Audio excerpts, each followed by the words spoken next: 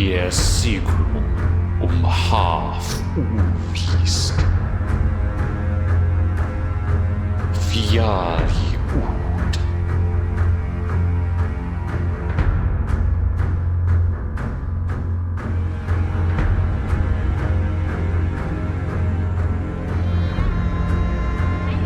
Gangandi til að morgun fundi, en sumu ég hluti hér, skuldu úvíst vera.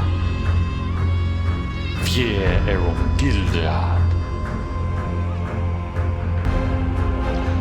Íst vera en allt vér hóftum húd. Vér skulu skera vefnatin. Miklu rætilígu kungu váfarinna að stóðva Ragnarok. Allir var liggja við. Í þessi ógurlík hefurlíkri. Og í Vestribyggð. Nightmare at Vestribyggd.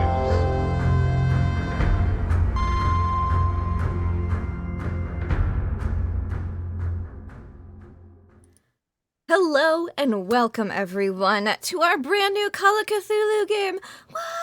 Woo! Nightmare at Vestribyggd. Welcome everybody. I'm so excited to have the first group. Yes, there are two groups here tonight to be here. And we're going to go around. We're going to say who we are, who we're playing, and then I will get us into the world a little bit. But first we have here my lovely right-hand man on the overlay, Tom. Tom, how are you today? I'm good, thank you. I was a little more confident that my character would be okay before watching that intro. What do you mean? I mean, I didn't understand pretty much a word of it. That's good. But I can see pictures, including the cute cows. Yeah. Probably doesn't bode well for the future. There's one recognizable word in there. I wouldn't worry about it. Yeah. But hi. Yeah. I'm really excited to be here. Really excited to play my character. Do you want me to say what my character is? You can at least say who they are. They are Salazar Catchpole. That's his name. Lovely. I can't wait to meet him. Someone I can't wait to meet is Kate Madison. How are you? Excited to be part of another amazing show by you. Although also kind of scared because I don't know if I can say, but you know, death matters for one thing in this one. I mean, it always matters, but definitely matters in this one. But no, I'm great. So yeah, hi everyone. I'm if anyone watched the last show, it's quite a different character from Kitty. I'm playing Lydic Thorkill, who will probably have a London accent, but imagine that as a Norwegian accent, just so I don't insult my Norwegian friends too much. But yes, we'll learn more about him, I guess. We sure will. Someone we're going to learn more about, Doc Rimbo. How are you? I'm doing great. Hi, I'm JC. I use she, they pronouns. I'm playing Sister Mary Ubula. And because of Tracks of Terror, I had to repay the favor of speaking in a different accent because all the people that were in Tracks of Terror had to do American accents. And so now I have to do a bad Mrs. Doubtfire impression as Sister Mary, who is a nun of the Benedictine order, here with a charge with someone she is escorting around. I wonder who that could be. Someone who's never been escorted around before. Frost from Fire, how are you? That's right, Lindy. I am always the escort. Thank you for telling the internet that. I'm super excited to be back in action. I feel like we've been counting down to this basically since Tracks of Terror finished last year. You guys were like, when is it gonna be ready? Yeah, I loved your devilish glee when we were in Edinburgh last month, telling me little very things, but exciting. also telling me nothing. And I'm super excited to be the saint in waiting, Infanta Yvette, who's on her way to find her third miracle out in Oh. the frozen wasteland tundra amongst the walrus tusks. You know, this sounded like a better idea when I was first thinking about it. I wouldn't worry about it. Speaking of better ideas, NotAPenguin, it's your first time here on the channel. What a It great is. idea that was. How are you? I'm a little nervous, but other than that, I am feeling good. Ready to play my lovely Bodin, a healer from out in the sticks who's ready to go on an adventure. Oh, I'm so happy for him. I'm so happy for Yeah. all of these people here in this lovely group today.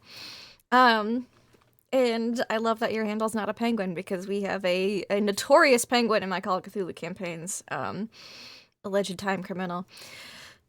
But I wouldn't worry about that because we are in 1342. It's a beautiful day. I have music. Here we go. It's a beautiful day in 1342, Bergen, Norway. It's a crisp, cool air as it's spring, summer. Let's say it's summer. It's about summer. It's prime traveling season. You want to travel when it's summer because the oceans are a little more calm. Everything's a little bit more easy to travel. You don't have to worry about freezing to death. Summer's a good time. And it is summer for our lovely group, at least right now. And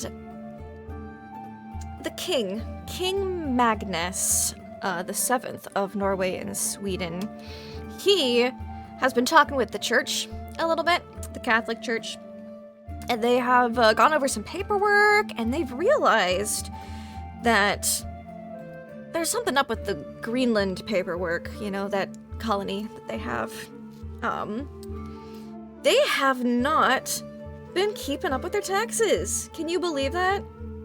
It's tragic, really.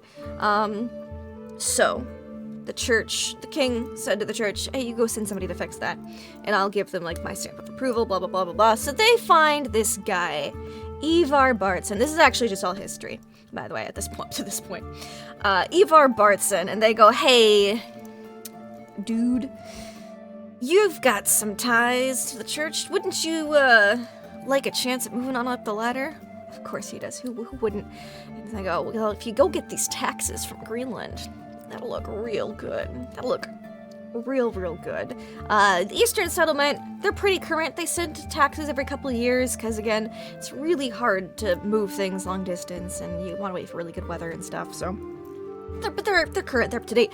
The Western Settlement, however... 15 years back taxes. That is a lot of back taxes. And he goes, yeah, I'll go get those taxes. And so he gets a group of people together to help him get those taxes, because he's also supposed to do a bunch of paperwork and check up on all the little churches that are out there and do some sermons. He's got a lot of clergy stuff to do. And while he's out there, he's got to pick up the taxes. So what he needs for that is a tax man. So he asks around. He goes around Bergen a little bit, and he finds, he hears this one guy spoken of probably admiringly by some other maybe fellow tax collectors, maybe less so by taxpayers. But such is the life of a taxman, and he goes to the taxman's place of work, knocks on the door, and Tom, could you describe Salazar Catchpole on an average day in the office at work?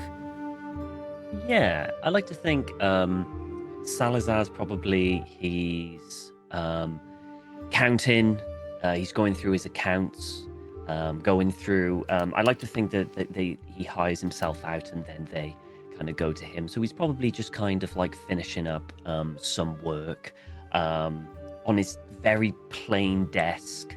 Mm-hmm. with candles around. Not many windows. The windows there have got shutters on, and they're probably all shuttered at this moment.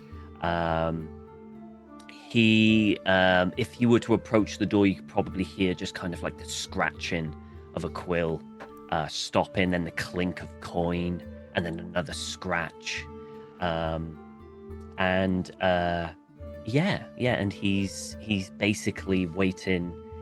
And if he hears a knock at the door, the scratching will immediately stop, and there will be a few seconds of silence until these kind of shuffling feet on the hard wooden floors as it comes approaching the door, and you hear a lock, unlock, and then another, and then another, until finally the door opens up very slightly, and peering around the door will be a very a kind of lean, thin face with kind of like quite a long chin. I would say kind of like marble-esque cheeks, but a very deep, sallow eyes, dark eyes, and kind of like very kind of slicked back black hair. He just kind of turns around the corner and he goes, "Yes." And you see one of the city guard. Actually, no, not one of the city guard. One of the king's guard. One of the, with what looks to be a priest? Bishop, maybe? No, doesn't have the right regalia for bishop, but high-ranking priest. Oh. He goes, Are you a Salazar Catchpole? And his eyes will quickly dart and look him up very quickly, and then almost like look behind them, and then look him up again. "That is me, yes." And he like holds his hand out, and like the king's guard presents a scroll, and he opens it. He goes, "This is for you. It's a summons to work for the crown to collect back taxes that are overdue in Greenland." He pauses for a moment. "Greenland." Yes. Greenland? He kind of opens the door a little more, and you can see him fully. And he's a He's fairly holding out tall man. That scroll, yeah.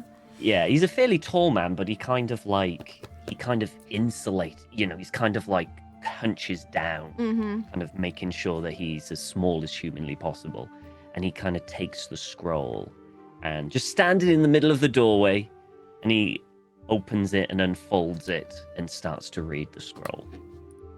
And it's got all the flowery governmental jargon of, you are hereby requisitioned for this quest issued by King Magnus, a son of da-da-da-da-da-da-da-da, and the Catholic Church signed off bishop, seal of the local bishop, to go collect taxes from 15 years overdue taxes and current taxes from Greenland.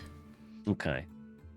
There isn't a fee there that he's going to get? There is a reward for successful completion, yes. And of course... Is it substantial? It's a pretty number. Okay. And he'll look... It's not ridiculous, but they do need a math guy, and you're a math guy. I am. You know what I'm saying? And he has a read, pauses, looks at them very quickly, looks back down, has another read, rolls it back up. "Very well.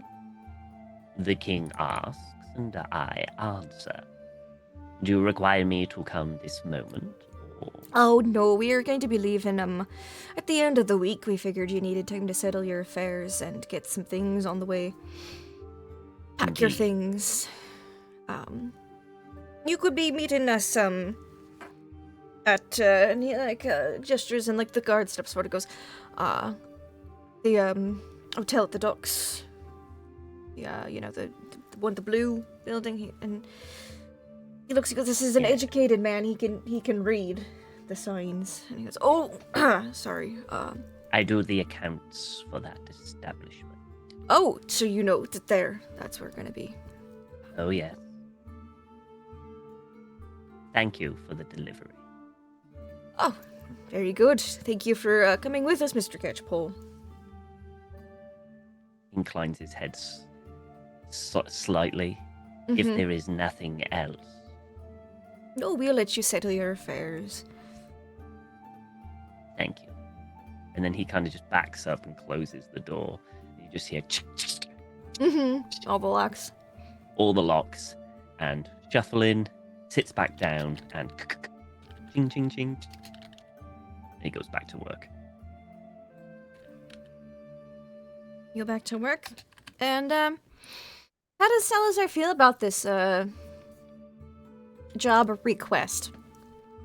I mean, I think at first he was apprehensive because I think he probably doesn't even know where Greenland is. He's an educated man in his field. You know, it's He's west. good with numbers. He knows it's a foreign land far to the west somewhere. To him, that could be England, it could be Ireland, it could be even further. He doesn't know realistically where it is. He just knows it's away. So a little apprehensive there because I like to feel like he's never been on a boat before. He's been very local, land-based in his kind of like accountancy. All the people go out, the traders go out. He stays and they come to him. And I think he was very tempted to refuse the offer, or at least try and weasel his way out of it. Try to weasel his way out, yeah. It's hard to Try and refuse weasel an his offer way like out that. of it. But then he saw the figure, and if there's anything that gets him working, it's a juicy figure. So It's I basically think a he's year's worth of wages that you would normally Mhm. make as a bonus I payment. think he's concentrating on the wage and the esteem that he will get for working for the king. It would be if you had that in your file. Yeah, Mhm, look at the mhm. stamp. I've worked for the crown. Yeah, That does look really that's good. exactly what he's thinking about. Yeah. Excellent. And so we leave you there to get all your work done and like shove it off on other people while you're gone, because it's gonna take you. You probably won't be back till next spring. But you know, such is life. You gotta pack. The king asks and I answer. The king asks and you answer. Oh, that's so good. You know who also asks of the Lord? That would be our two church-going, very devout saintess to be, and her keeper, her minder, Sister Mary Ubula. You two are in a chapel. It is, pretty normal for you guys, being a nun and a saintess and all. But what do you guys look like as you're finishing the morning prayer? Let's say. Sister Ubila is she is like mid-30s, which for the 1300s is like late middle age. Mm-hmm. Getting up there. And yeah, so what I'm saying is people never mind. No, I won't go there. And she has a very she has a habit with like a wimple, but it's very simple. It's a simple wimple, and it's kind of like faded with time. It's more gray than it is black at this point. Mm-hmm. She is completely covered, of course, for purity and Yes. all of that, except for her face.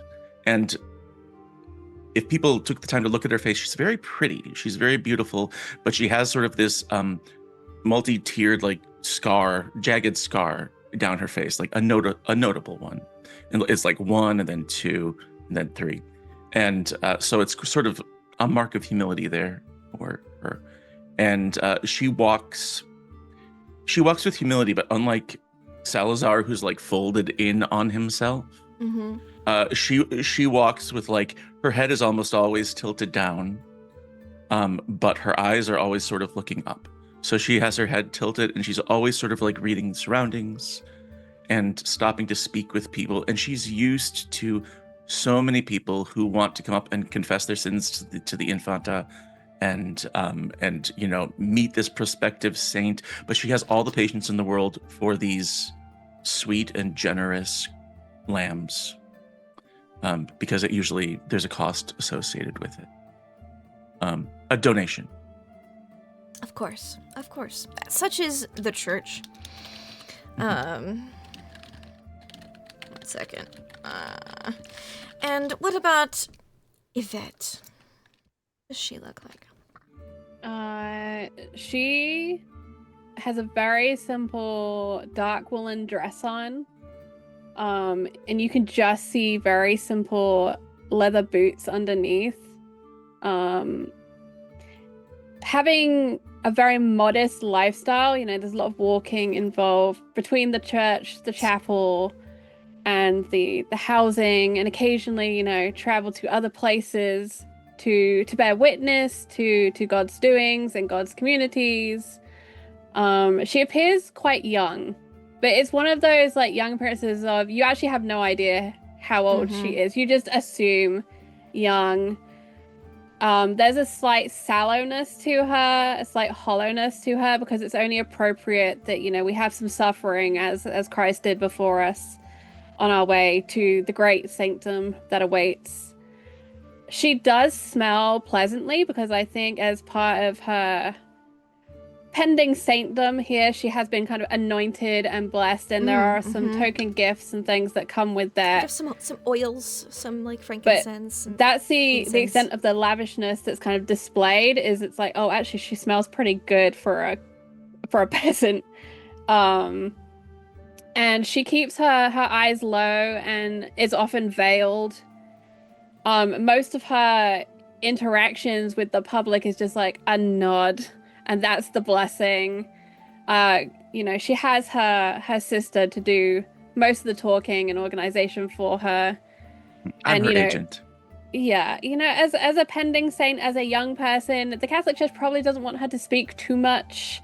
In case it ruins their very good tourist trap of having a girl saint they can wheel out at various occasions, to kind of bring attention to them.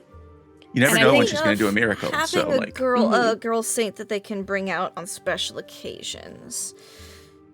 The chapel doors open, and you see, again, it's a rather higher ranking member. Again, not quite a bishop, but close. Cusp of bishopdom.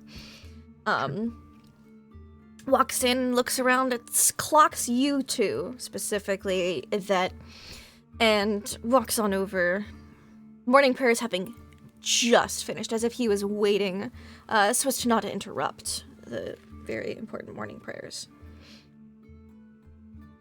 So, and he goes, "Are you Infant Yvette?" Oh, hello, Father.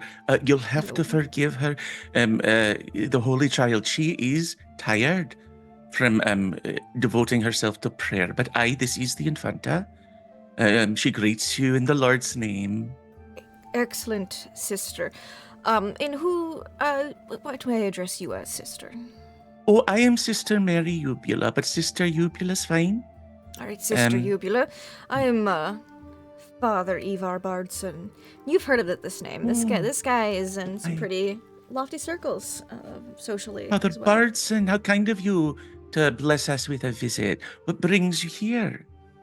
Oh, well, you see, the church has granted me permission to take the saintess out on a journey, so that she may. The Infanta? Yes, she is to, she still has to do a third miracle, and, well, we fear that some people in Greenland may have fallen into some paganism. To Greenland? That is a long pilgrimage.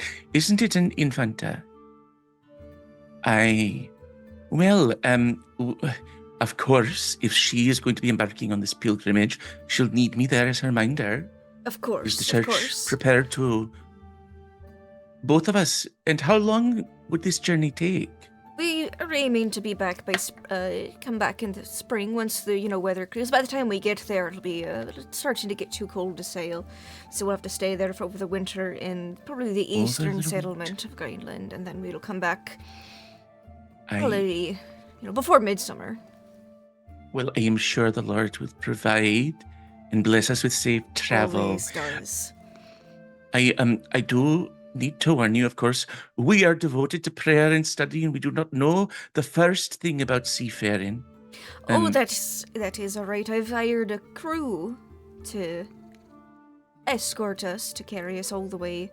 I've been given authority by the bishop and the crown of Norway to undertake this quest, this great quest. It's very important. We are to collect taxes, back taxes, both for the crown and the church, and then make sure that the chapels are up to snuff out there. You know, it's been a while since anyone's had a visit. I see. She's gonna like sort of lean in toward Yvette a little bit, to like in hushed tones be like, Did you have any questions for the Reverend? The Infanta trusts in the Lord's guidance. What is the purpose of the trip then? Is it merely proselytization to bring the word of the Lord to the pagans and heretics? Well, the Western settlement has stopped paying. Is 15 years overdue for contact and taxes, and we've not heard from their father that we've had at their chapel for a while, so we're fearing that they may have reverted to paganism. So yes, proselytize is, I know it's a very dark and dangerous task, but with the saintess with us, I'm sure it will be fine, and we'll be able to bring light back should they have fallen astray a bit. Of course, you have our full confidence. I'm sure that God will do wonderful things through the child. Of course. If anyone's gonna get a miracle there, it'll be this Infanta Yvette that I've heard so much about. If the Lord wills it, Well, thank you, Father. When are we leaving? How long do we have? We'll be leaving at the end of the week. We are going to be all meeting up at the Nobody's Inn on the docks. It's the blue building and he'll describe it. Do not worry, I know how to read, of course. Oh, mostly very good. scripture, but I think I Very can good. read a And sign I or think two. you two will be very excited to hear that one of our stops in Iceland will be in Skalholt. They've got a Skalholt. it's one of the Episcopal sees, you know. It's good. I've always wanted to go. Well, I'm sure that the Infanta and I will be thrilled, and we shall prepare for departure. Excellent. In the meanwhile, I've got a one of the King's Guard to help protect the Infanta until it's time to leave. And you see a very well-dressed guardsman. She steps between the guardsman and Yvette. Mm-hmm. It's so nice to have him close by, but not too close, of course. Of course not. This is the King's Guard. He's got the highest honor. I wouldn't trust anything less with our dear saintess to be. And she looks up. And what is your name, lamb? What should we call you? Yon. Yon.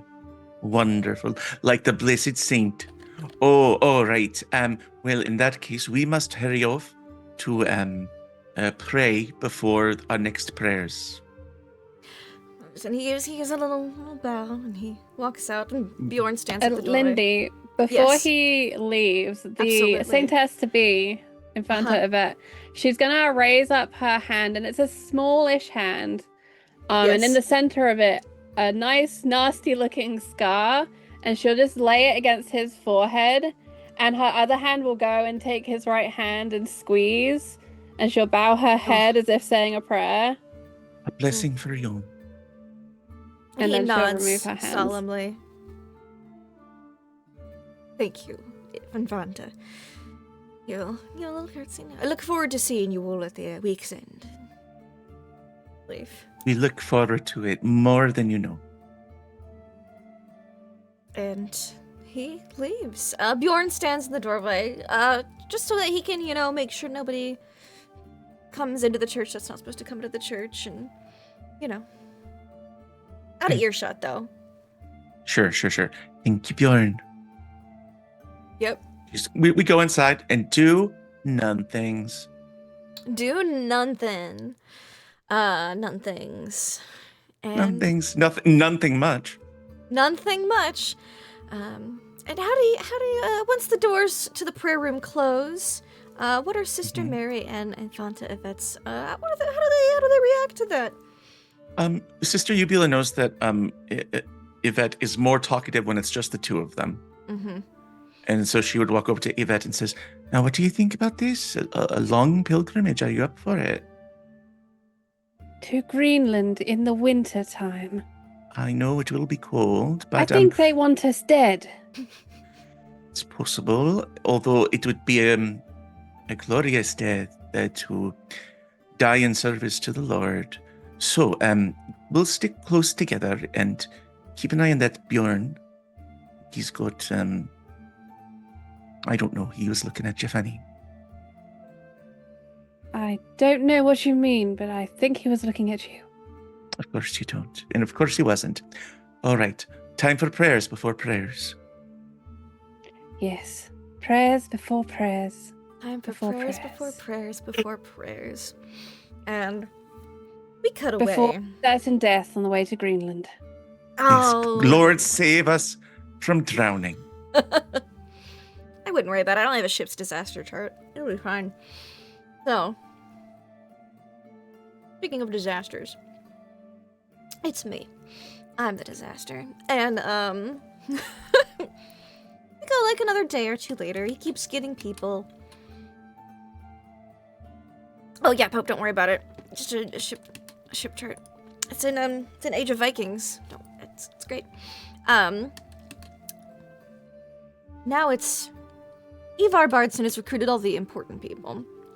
But the journey to Greenland, Iceland first, and then on to Greenland is long, few weeks. It's not the length so much as how difficult it is to travel by boat. Especially since the Norse, Knors, is what you will be traveling in, are known for being a little tippy. They're just a little tippy as far as boats go.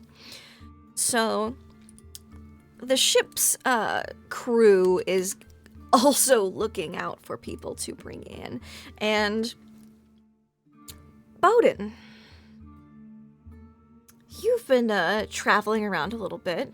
And you've just, you've made some friends in your occupation as a healer. You do. You say people who are traveling, and they are very grateful. And you run into someone who looks a little familiar while you're in Bergen. You've traveled down to Bergen, searching for herbal remedies, new things to study, new things to add into your collection of books.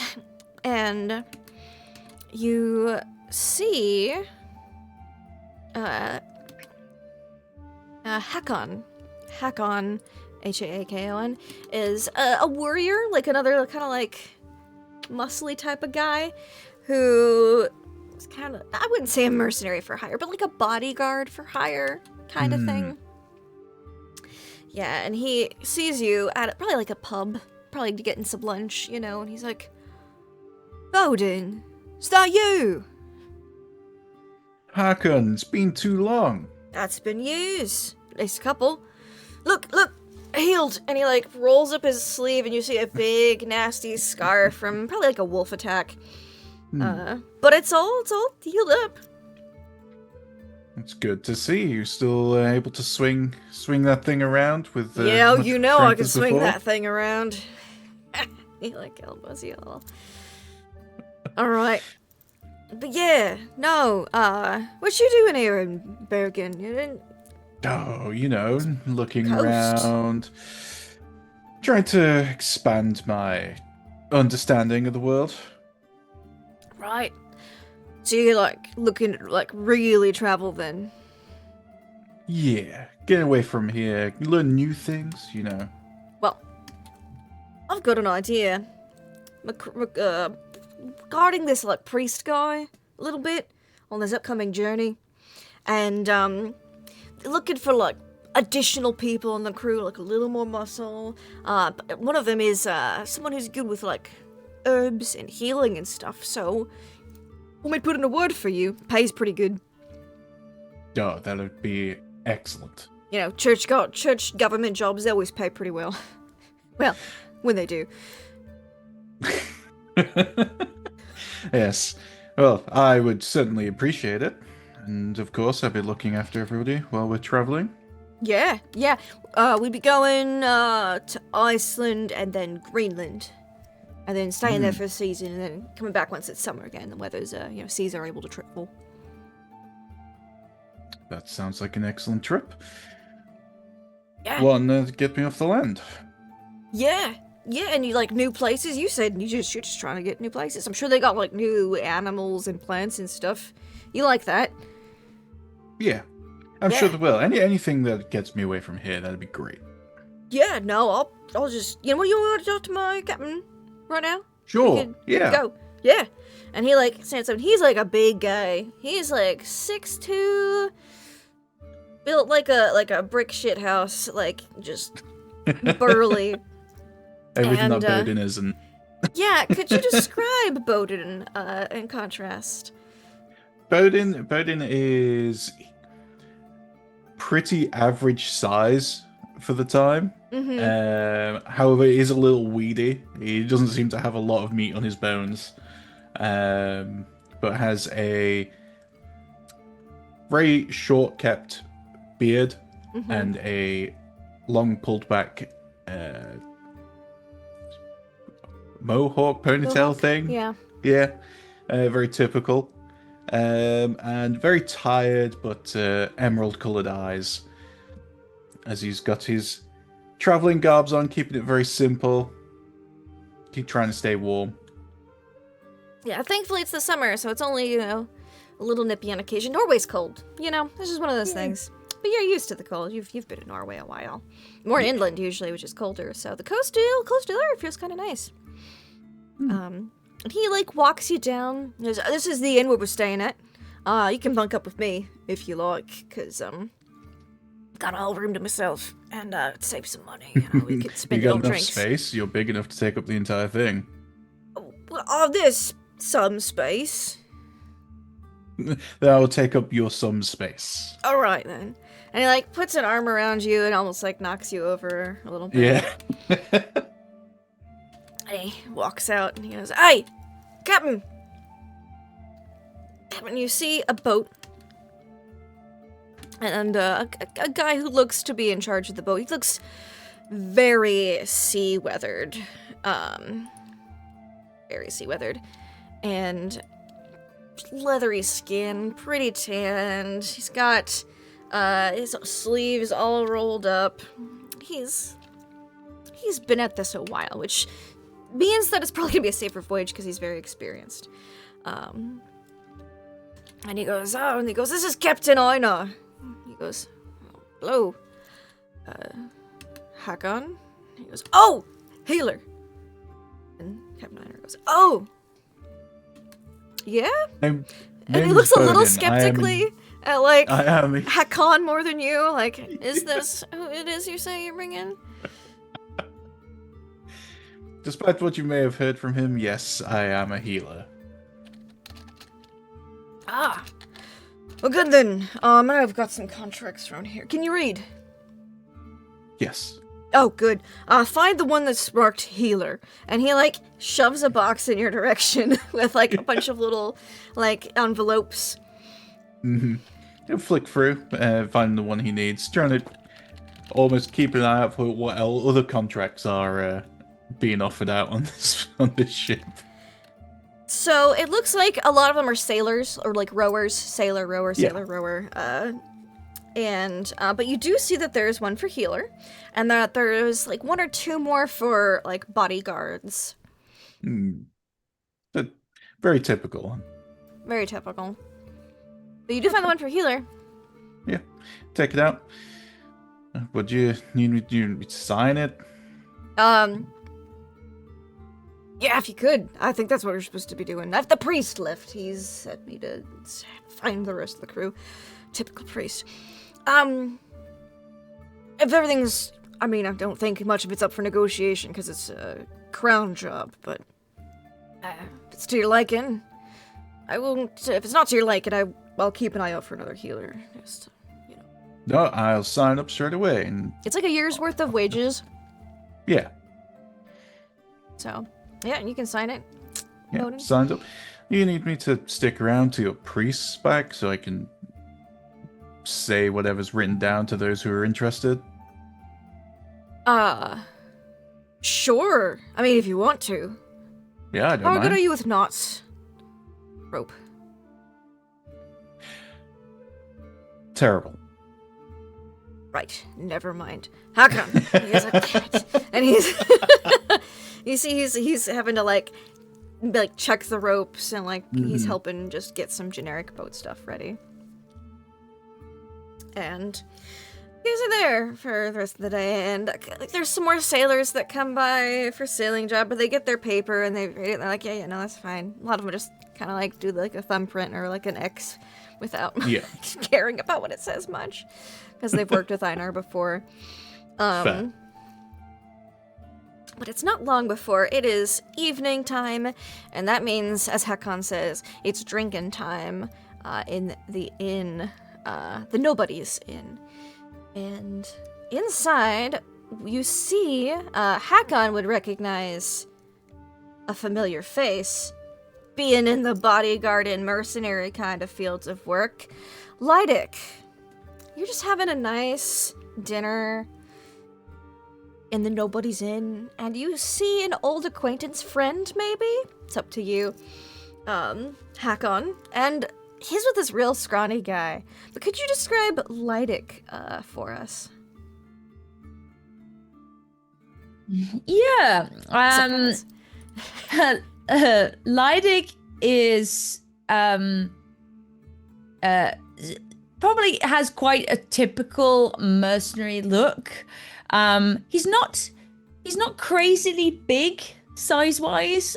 He's above average, but he has he has more of a presence to him than just being super tall or whatever. But he's definitely a well-built guy.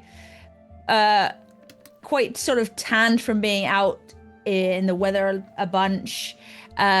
He has this, I think, a very similar hairdo to Bowden in the sense that the shaved size and longer kind of sort of mousy brown or sort of darker blonde kind of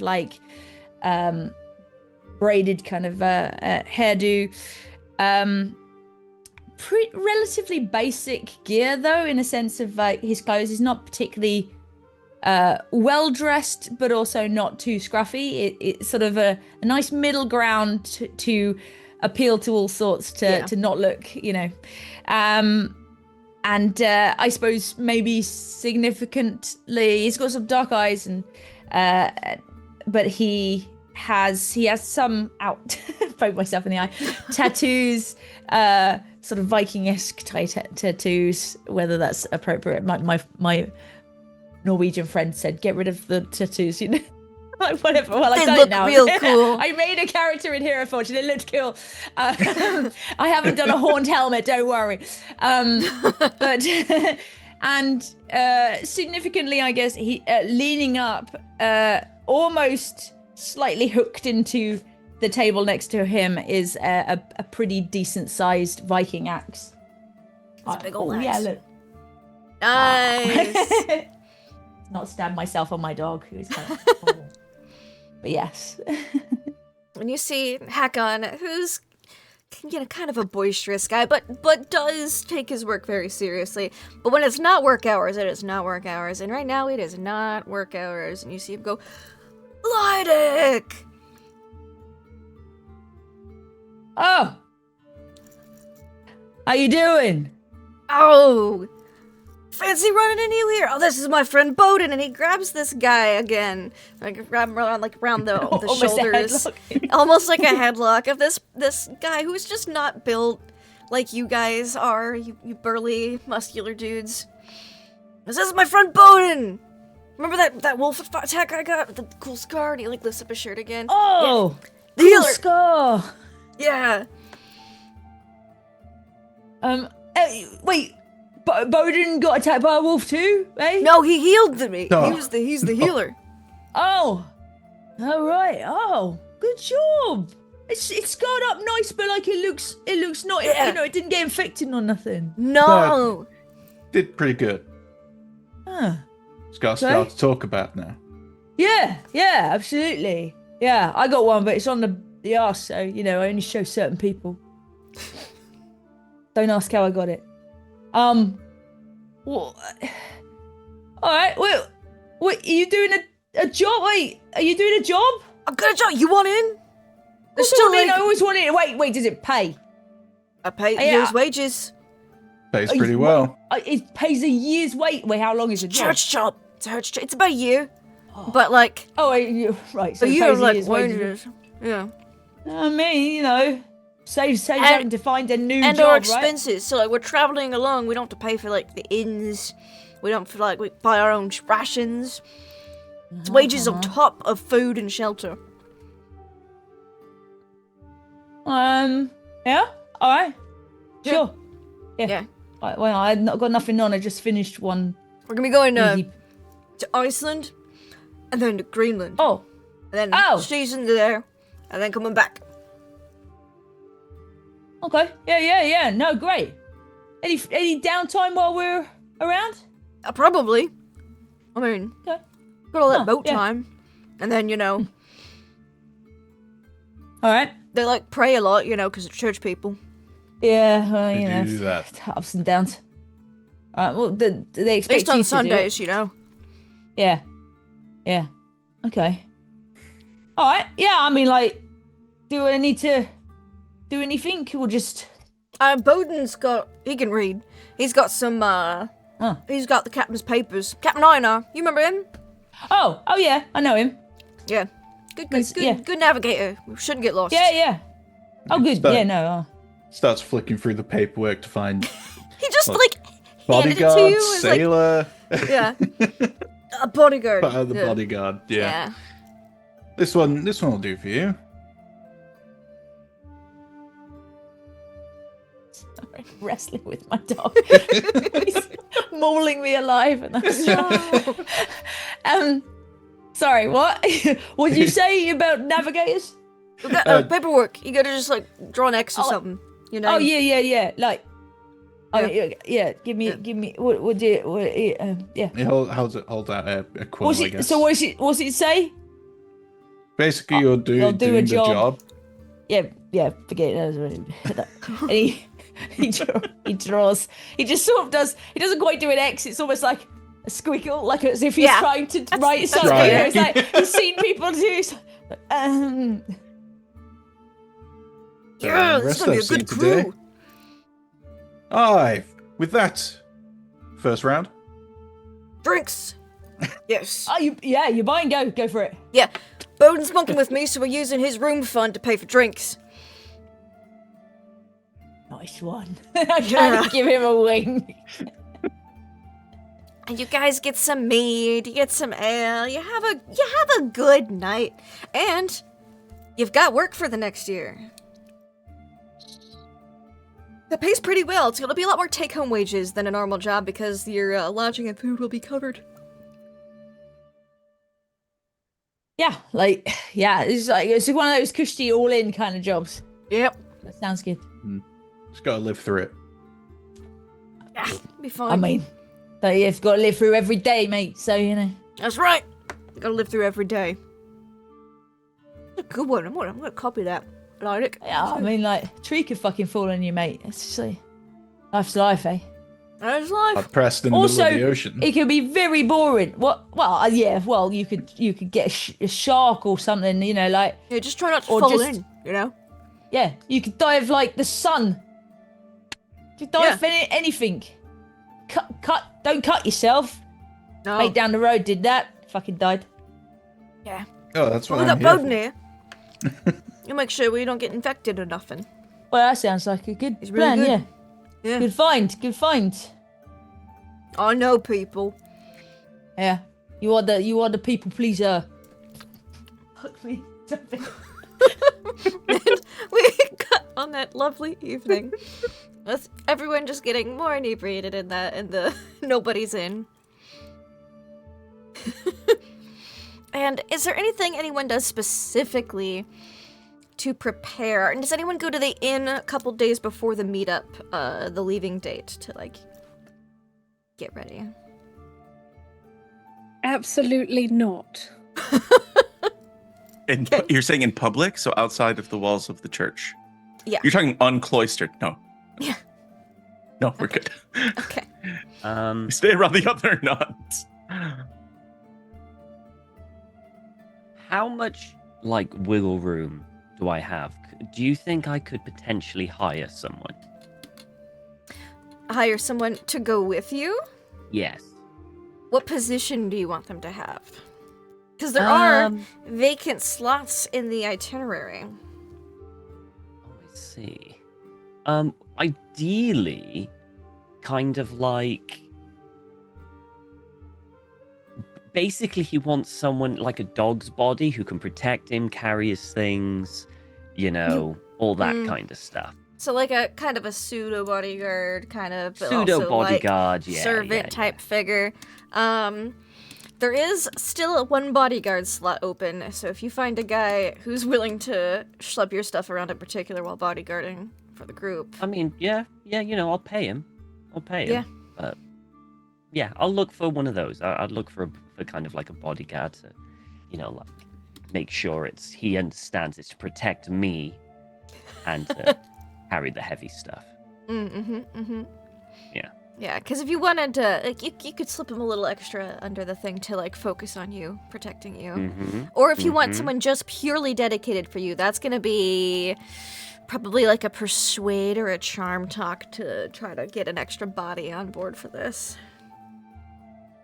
No, I think I'll just fill the bodyguard, but then But then kind of slip like him some extra slip money, him yeah. a little bit, like kind of sell him that, like we're collecting taxes, which means money, and I'm the money man, so I can sweep a little under the rug so that you get. I mean, I'm bullshitting. He's not going to do it, but Where do you go to find this bodyguard?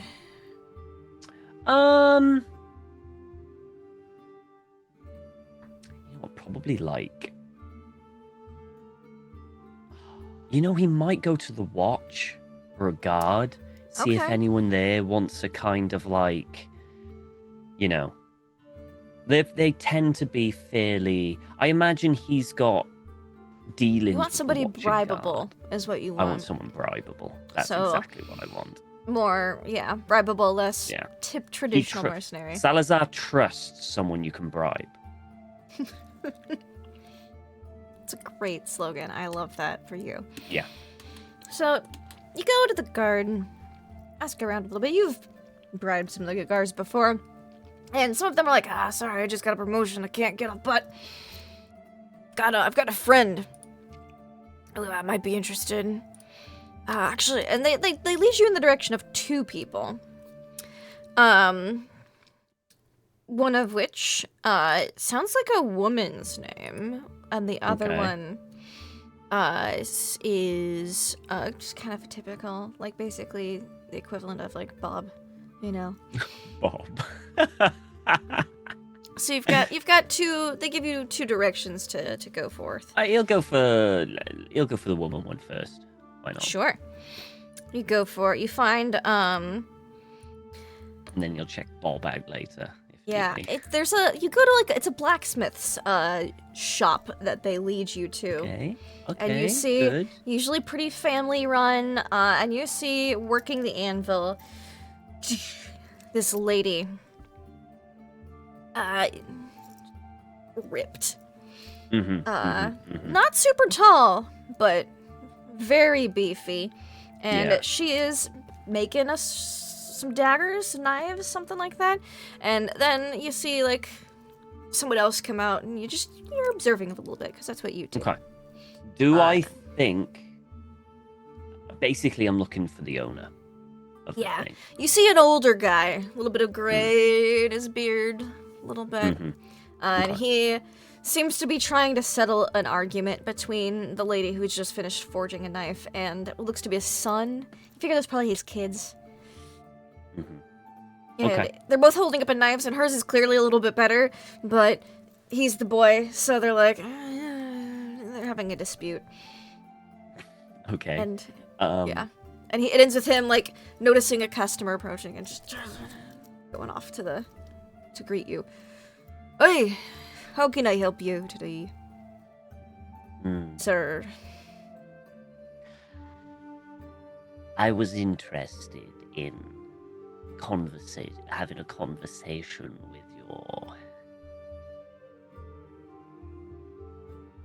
employee over there. Oh, you want to talk to any? Joy points at his son. Looks like. No, Oh, the one at the forge. you want to speak to Bera?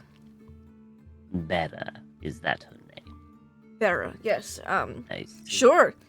Bera, you And got how a marriage much- prospect. And No. you see her head swivel, and she looks at you, and it's like, what? No, that's not why I'm here. Oh, How much do you pay her? she's it's a family business. She works for me. For nothing. What, for the family? So nothing. You see Bera like cross her arms, like, okay, this isn't a marriage prospect, but she hears money, so she's listening. And he'll kind of like, essentially now, ignore the owner, shuffle back, and go towards her and go, I have a job opportunity for you that will pay more than family. I'm listening. Crosses her arms. She's a little shorter than you, but she's like broad. He'll kind of he has this thing when he's in negotiation, he kind of like put his fingers in between each other and he kind of rests it on his stomach, and he'll say, I am on an expedition called forth by the king to Greenland. Have you heard of such place? I've heard of yes, we've sometimes make requisitions for them. Interesting. And he pauses for a Mostly minute. nails and horseshoes. Perhaps I could look at those at some point. Never mind. I would like you to accompany me on this journey. What's it pay? I don't know the specific, but he'll say what the pay is. Uh-huh. Like on a thing, and Yeah. also he'll and for your particular attention towards me, I will pay a little more. I'm not that kind of girl. Listen. Do I look like that kind of guy? You just offered me money for particular attention. To Sir. carry my things and make sure that I survive the You journey. might want to be a little more specific then. 'Cause, she, like, she's a little, flustered now.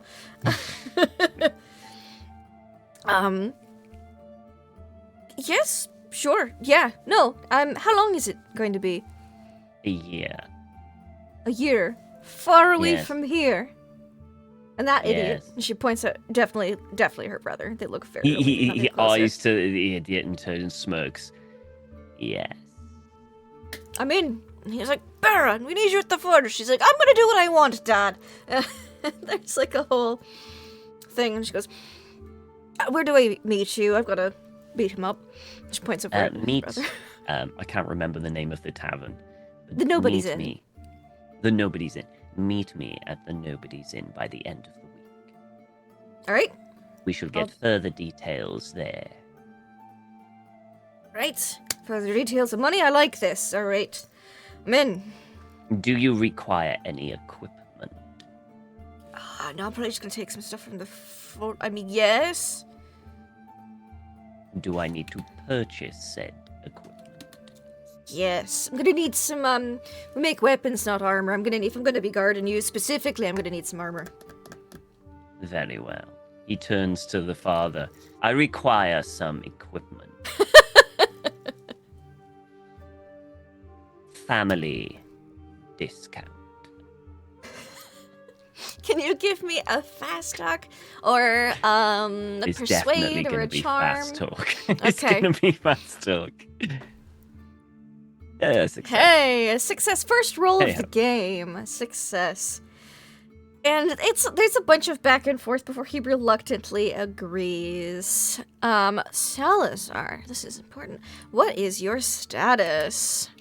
My status is, I believe it's like 30. Where is it? Just Where do I trying to put see it? how many monies you can spend on armor. Where did I put it? Oh, it's down there. 35 is my status. 35.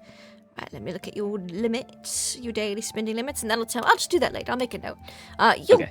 procure her armor. I'll look at between your status and the cost books. That'll tell me which one she gets. But she will get some armor, and she's like, yes. Smart one, that Bera. Mm. Not bad to remember. How do you pronounce it? How do you spell her name? B-E-R-A. B-E-A-R. B-E-R-A. Yep. Got it. Thank you very much. And then apart from the usual, just buy winter clothing and bog standard, Yeah, that's yeah. pretty much. More winter clothing, because you know it's gonna be oh. cold. He would like to see if he could, with Mhm. his contacts, possibly Yes. down the docks, see the shipping logs towards Greenland and coming back to get a Sure. kind of like the ledgers to see Mhm. what comes and goes, so he gets a bigger Absolutely. picture. So this will be your second roll to look at the books. The logs are a little rough. Not a lot of people in the docks are particularly literate, but they do the best they can. Do you have either a library use or accounting? I will Depending do on accounting, please. yeah. Extreme Success. And very good with the numbers. So you're looking through these books, and how far back do you look? How many years? Well, he wants to at least go at least 15 years. At least 15 years back. He actually will probably go 20 years to see the regularity of Sure. like, and then see if there's a big drop off, because they said one, there's got to be something. They're saying they're not paying taxes, but he Mhm. wants to see how big of a drop off, if it was noticeable or if it was a subtle, like someone skimming off the top or something like that. Yeah. He's looking at changes, basically. Sure, in kind of 20 or shipments so and years. stuff. So you're looking, and you have a lot of the outgoing reports because Bergen's a Mhm. very large port in Norway. Hmm. And you're looking through these reports, and you notice that there hasn't been a boat sent out to Greenland in probably a couple of years from Bergen, Okay. with Greenland as final destination. Okay. It's been decreasing. There's been fewer and fewer boats heading to Greenland in general over the Okay. past 20 years. A bigger drop off probably about 17 years ago, 17, 18 years ago. Okay. Usually, 20 years ago, you see regular, at least once or twice a year, a couple times a year, Okay. boats heading out towards Greenland with supplies. Like nails, a lot of metal supplies, nails. Do I remember when the first colony was built?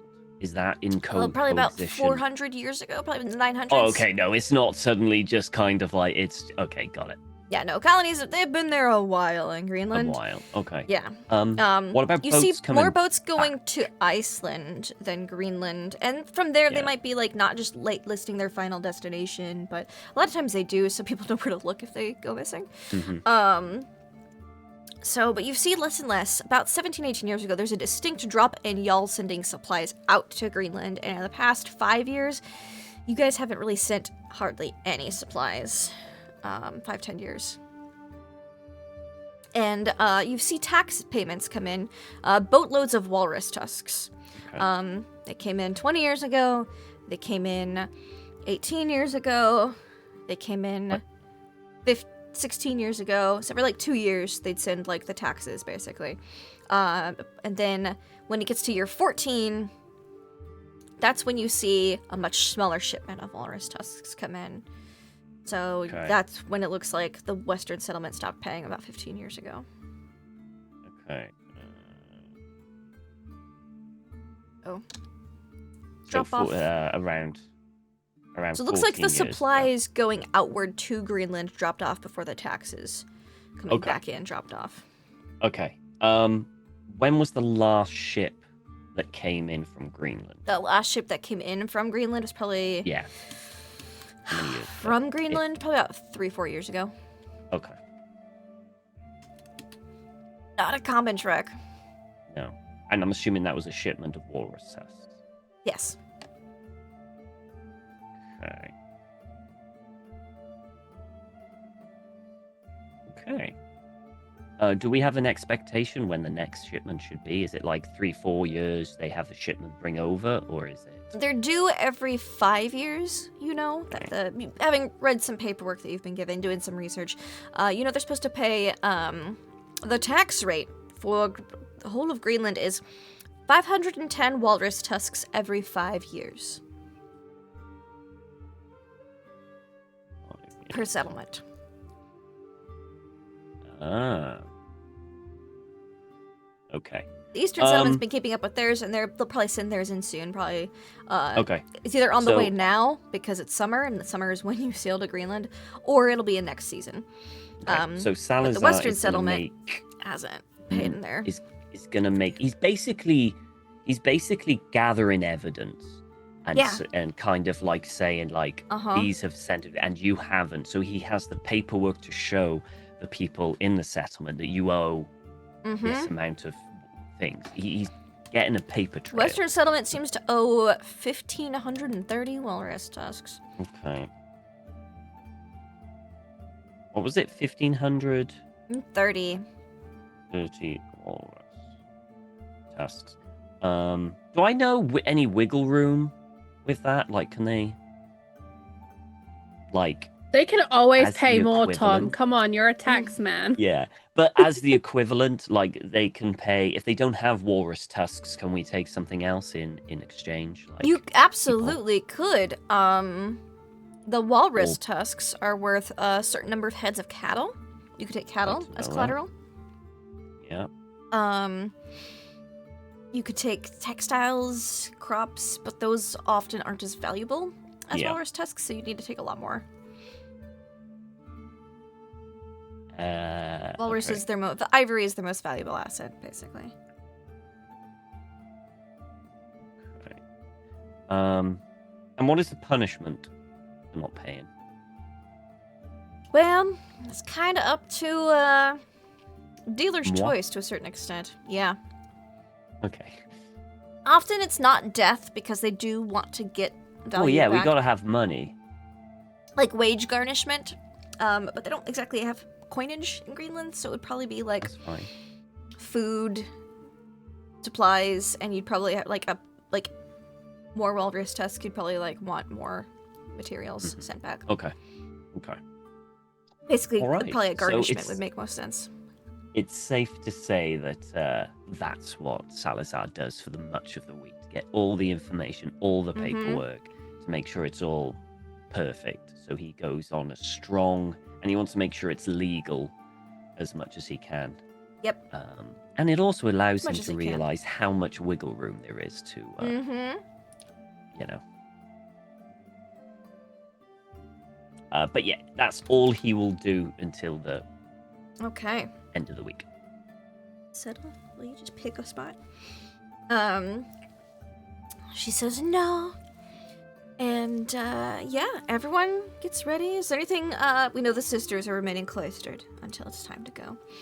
Does Lydic or Bowden do anything before? It's Think- travel day at the end of the week. To interject, we would remain cloistered, but I think that in the interests of the well-being of the Infanta, Uvula at least, maybe both of them would try to like look into like, you know, how is the church supporting this mission? What are they sending along? What sort of supplies do we have? Do we need anything before we leave to stay alive? Like a hat, Like a hat, yeah. a warm hat. They have Some new socks. they have some warm, simple, warm clothing that you could, I They would I pack feel for you. like I need some official vestments, you know? I Mhm. feel Yeah, like yeah, it's time for some special vestments. I feel like you've earned it. Maybe Yeah. fair lined, because cold. Can I get either a religion check or like a charm or persuade, some type of butter up? As the face of the Or fast talk. operation, I could do one of those things. I will do a persuade check. Okay. How about some fur-lined golden rings, Lindy? You know, I'm if so my persuasive. little fingies get cold. I'm so persuasive for Jesus. With an extreme success, man. And his girlfriend Yvette.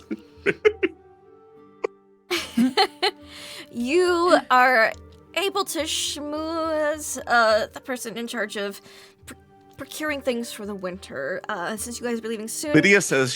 Lydia in chat says shopping montage, and I just want the most non-simplistic shopping montage. Just like, here's some burlap. Like, yeah, but like really brown boppy roll. 80s music. Yeah, to the soundtrack of Sister Act 2 or something. You know? Yep, exactly. right, but we're getting like a stick, you know.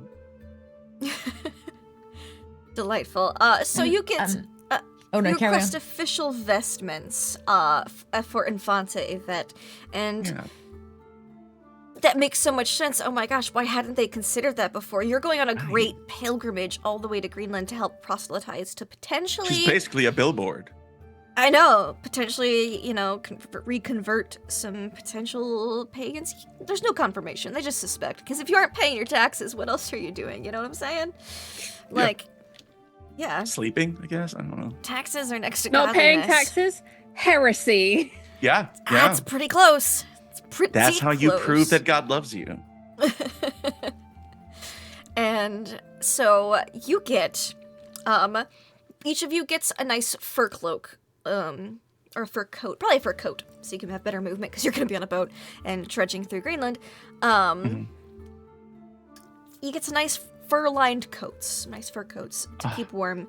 Probably some nice fur-lined gloves as well. Good We for warmth, tut at not the good for luxury of them, but dexterity. take them anyway. Yeah. Now they're not like mink. It's like lamb's fur, like lamb's wool, like a lamb's wool coat. But it's very it's warm. much too soft and clean, though. Oh, and warm. Oh no. Oh well. I'm sure we'll suffer in some other way. Yes, I'm sure you will. And you get some new boots, some wool socks. They basically get you hooked up with a nice warm winter clothes, which is very good for you because it's going to be cold. And sorry, she was cute. And she's just purring. It's so cute. So stinking cute. And as far as vestments go, you probably get, I don't know the name of it, the thing you drape around your neck and it hangs down in front. A You probably get stole. a stole, thank you. I'm like, it's at the tip of my brain. You get a nice stole. And Yvette, that has, you know, some nice imagery, very simply embroidered into the bottom, but embroidered at the bottom, probably in a nice, see, we're in Norway, so nice, like, reddish purple. That's for special occasions. Yeah, it's for, you know, When we're out in public, yeah. yeah, basically. How about some It's made out cash? of it's made out of a really nice linen. No, they don't give you cash. Ivar has all the cash. You gotta butter him up. Oh, great. Yeah. A little walking around money. In that case, I think we do take some time, not in public, but maybe like if there is a public, if a Sunday passes by or like a mass passes by, Yes. where we could be present when like people from outside the church come to like worship and stuff. Probably like a Wednesday Sister- mass, midday mass. Yes, Sister Yvette would provide blessings to the general public in exchange for donations and tithes. Oh yes, yes. Yvette, could you please give me some type of what check would you like to make for your blessings and My you know. blessings and tithes. I think. Ooh, okay. It's not the highest option, but I think we're gonna go with a charm because I think she's Okay. using her presence more than necessarily like fast talking them into that because it's more Eubler's angle. Yes, yes. Persuade maybe, but as we know, the Infanta is relatively mute, so we will go with it with some charm. Oh, I need to have my sheet off of edit mode. That would really help in pushing the Might button. help a bit, just a bit. Success. Look at you Success. guys. Not a single failure yet. You guys are crushing Or it. ever. Well, we'll see. Just wait for the dinosaurs, Doc. Come on. Again, I said you guys would have to do something pretty crazy for dinosaurs to show up in this campaign. The last one was kind of about dinosaurs, you know, in a way. I have a cat on my arm. She's very cute and KO'd. So could I have, in absence of me being able to type two-handedly, could I have you roll 2d10 for me? 2d10. 10. 2 and an 8, Linda. That's how many monies you get. That's how many coins you get. Little spending money. Little pocket change now. From your donations. Naturally, I don't handle worldly wealth. That is No, given filthy. to- no.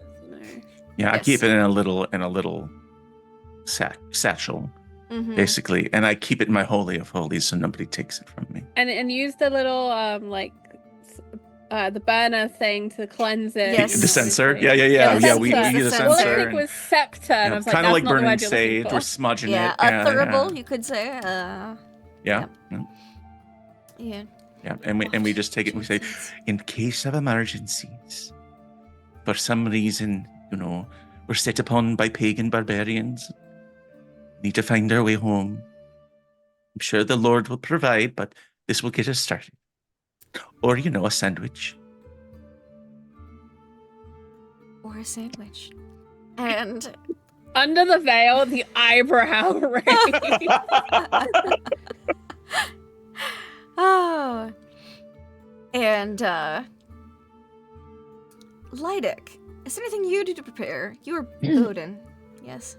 So remind me days. where we currently are in. We're in Norway Bergen. right now. Bergen, Norway. We're in Bergen. Mm-hmm. Okay. Then, well, without doing a big old side thing, but Lydic's going to, go and notify family that he is leaving for potentially a year. Yeah, you could send a letter or He doesn't write, but he lives in Bergen. His family are in Bergen. then That's yes, why I yeah. asked, and I was like, "Oh, we're Absolutely. there, perfect. You're there. I don't need You're to travel." in Bergen. Yes, We're in so- Bergen, so yes, Lydic goes off, finds his Grandparent. grandparents and yes, and Grandma, well, grandpa has both. a meal with them and chats. Oh, and your things. grandma is whipping up some yummy chowder. Yeah, you he's know? definitely gonna miss that every time he leaves. Even though he gets paid decently for all his jobs and in theory would therefore be able to afford most things, it's never the same as home food like that your grandma makes. So yes, he savors that and She keeps spends time scooping with more them. into your bowl once you're done. He finishes the pot. There's never a point when he says no, that's enough. It's like did he finish? Because I think partly they're both being too polite. It's almost in the Italian stereotype, right? Of yes, so he doesn't want to say no because he appreciates her food, and your she doesn't want grandpa's to stop. asking questions while dinner's happening. He's just, "Oh, you've got some work. You're gonna be gone for a little while." Yeah, maybe a year, they say. Oh.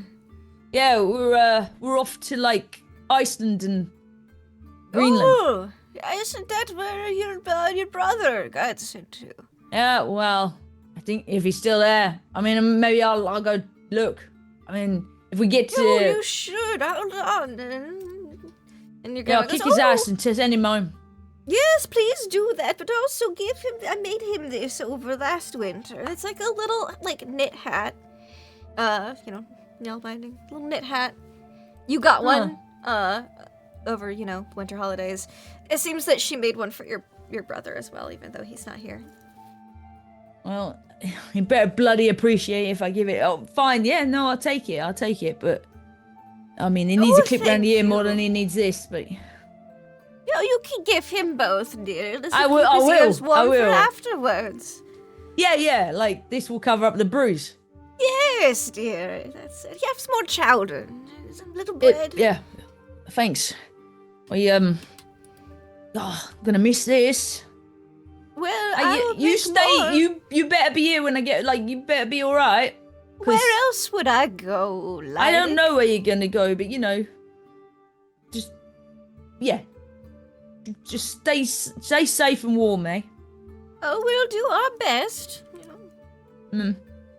Well, You see, the big weaving loom in the background. That's what she does. She does a lot of weaving and knitting, especially over the winter. When it's too cold to go out, she'll just put a log on the fire and get to weaving on the loom. I'll be back as soon as I can. I can't send much home here.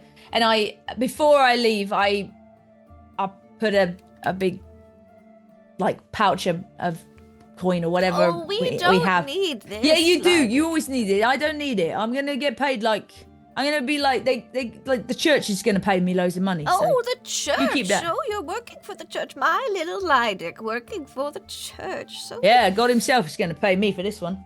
Wow, that's very impressive. Come here. And she while you're sitting down, she just puts a big smooch on your top of your head. Thank you. But yeah, you stay all right, and I'll be back for more of this, but whenever, I don't know. They said a year, so who knows? They said they're paying me for a year, so I'm assuming they're gonna keep me for a year. But Then if not, then you're making more of a profit. So that's good. Very that good. is, Lydic. yeah. If it's half a year, I get a whole year's wage. Sounds good to me. But at least I don't have to then look for work, because sometimes the work is all right.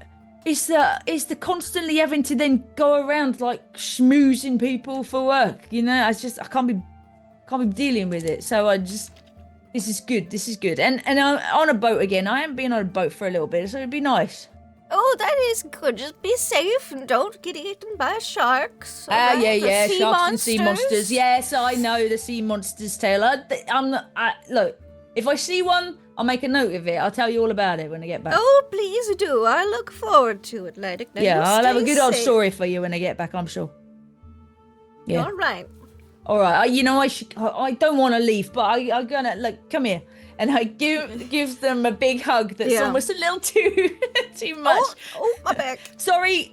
Don't break a rib. Okay. You're so strong, Lydic. Well, I gotta keep.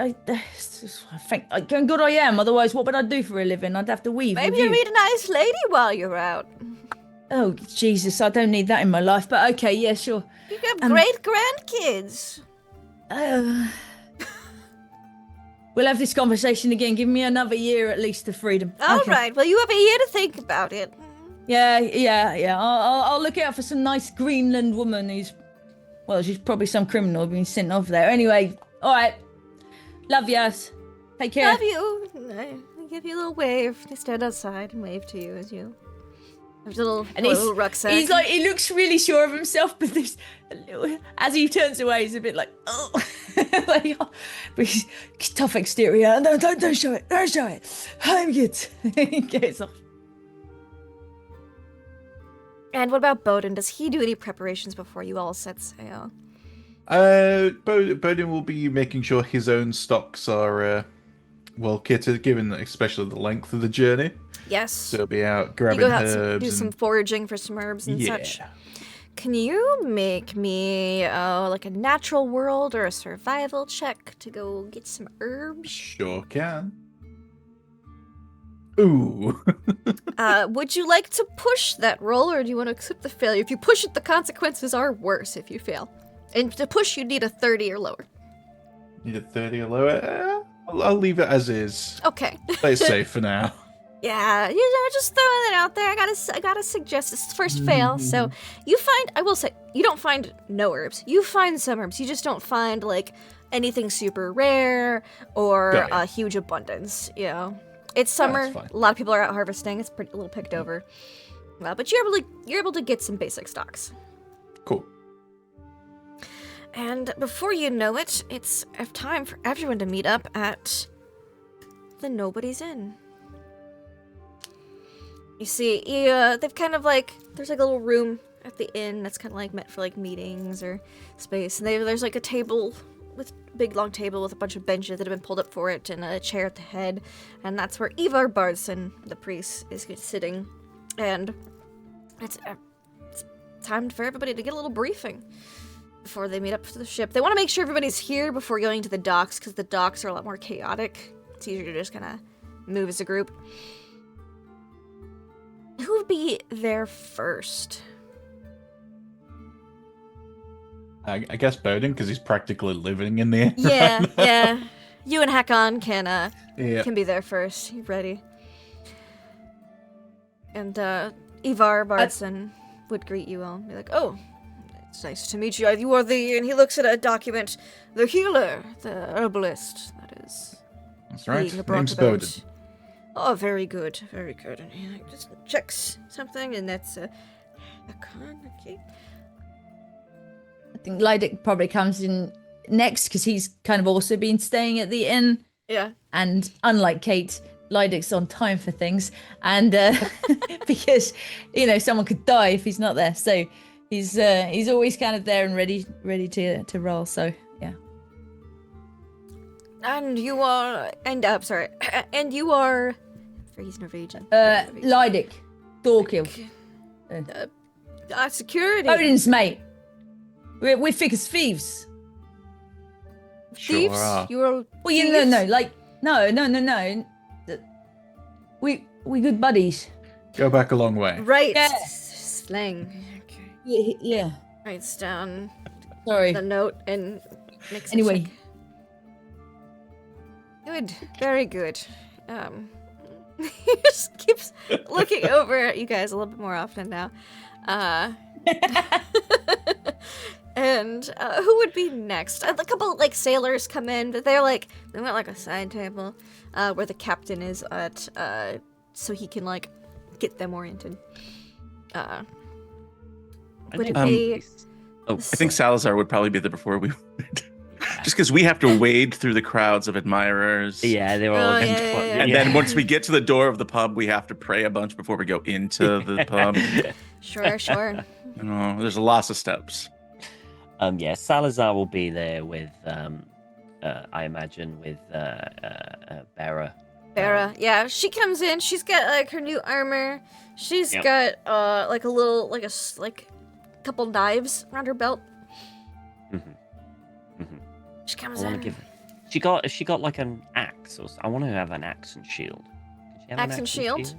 If you want her to have an axe and shield, she'll carry an axe and shield. But she's really proficient with knives. Oh, okay. I'll That's leave what she's her with what she's good at. Okay. What she's good at. I'm gonna get scared of her. Yeah. She's good with knives. She's really good with knives. So She was Salazar forging will one when you saw her, so she's very proficient. Oh, there you go. Yeah, so Salazar will enter and kind of his eyes will dart for everyone there. So far, there's a bunch of beefcakes, some sailors, and a scrawnier guy who looks a little more scholarly. in a way. Oh, okay. All right. He will approach, and he'll say, "I'm the accountant." Oh, yes, Mr. Catchpole, and he checks you off. And it must be the other bodyguard and Bera. Oh. No, and he checks it off. And she sits down next to wherever you sit, Salazar. Yeah. And, Salazar sits down, and he puts a kind of satchel and bag, and he brings out a kind of book and a tome. He opens it up, gets some inkwell and a quill, and he kind of gets ready to start making notes and on the meeting, basically get as much information as possible. Mm-hmm. And last but certainly not least, again, some more people. Bjorn comes in first. Yeah. Okay. No, 'Cause Bjorn would make sure he's following after you so that the masses don't, Sure. I think once we get there, if Bjorn won't do it, then Sister Ubula will go in first to make sure that the door is opened as ceremoniously as possible for the Infanta to come in. Certainly. Right. Bjorn would Big be entrance. just making sure that you guys aren't being followed or anything. Yeah. And really, there's not that many people, but you know. No. But yeah. you make a big deal of it, and so he's making a big deal of it. Good man. And so we both come in, and I lead the Infanta over and says, and I say, "Oh, hello, Father Ivan. Good day. Are we late for our departure point?" No, we're just we're still waiting for a few the sailing people, the rowers, and get oriented. You'll have to forgive us. Along the way, the Infanta had to stop and give some blessings to the local townspeople. Very good, very good. Might as well do that before we're out on the sea for a few days, you know. Of course, there's no reason why we can't pray on the sea. The Lord himself would Just calm less the waves. people to give blessings to. I suppose we could double up. Like some people could go 2 or 3 blessings. Oh, makes a note. Please have a seat. Thank you. And she like looks around at everyone. She's like, "Oh my, such large people." What seats are open at this point? I imagine Bodin, Lydic, and Hakon are sitting next to each other. And then I imagine on the other side is probably where Salazar and Bera are sitting. So probably more room on that side of the table next to Salazar and Bera. Would I know Salazar by reputation or from seeing him around? By or whatever? reputation, probably. Okay. He is the taxman. Yeah, I think I think she's heard people describe him, and I'm like, well, that's the only person that can be. Yes, people do talk about There's him. only one Salazar. Yeah, I'm gonna I think she would presume that approach he's him. also the best dressed person in this room. Oh yeah, He this is, dude's aside rich as from fuck. Father Bardson, yeah, he's absolutely the best dressed person in this room. My apologies. Would you happen to be Brother Salazar, the appointee of the king, the financier? You are correct.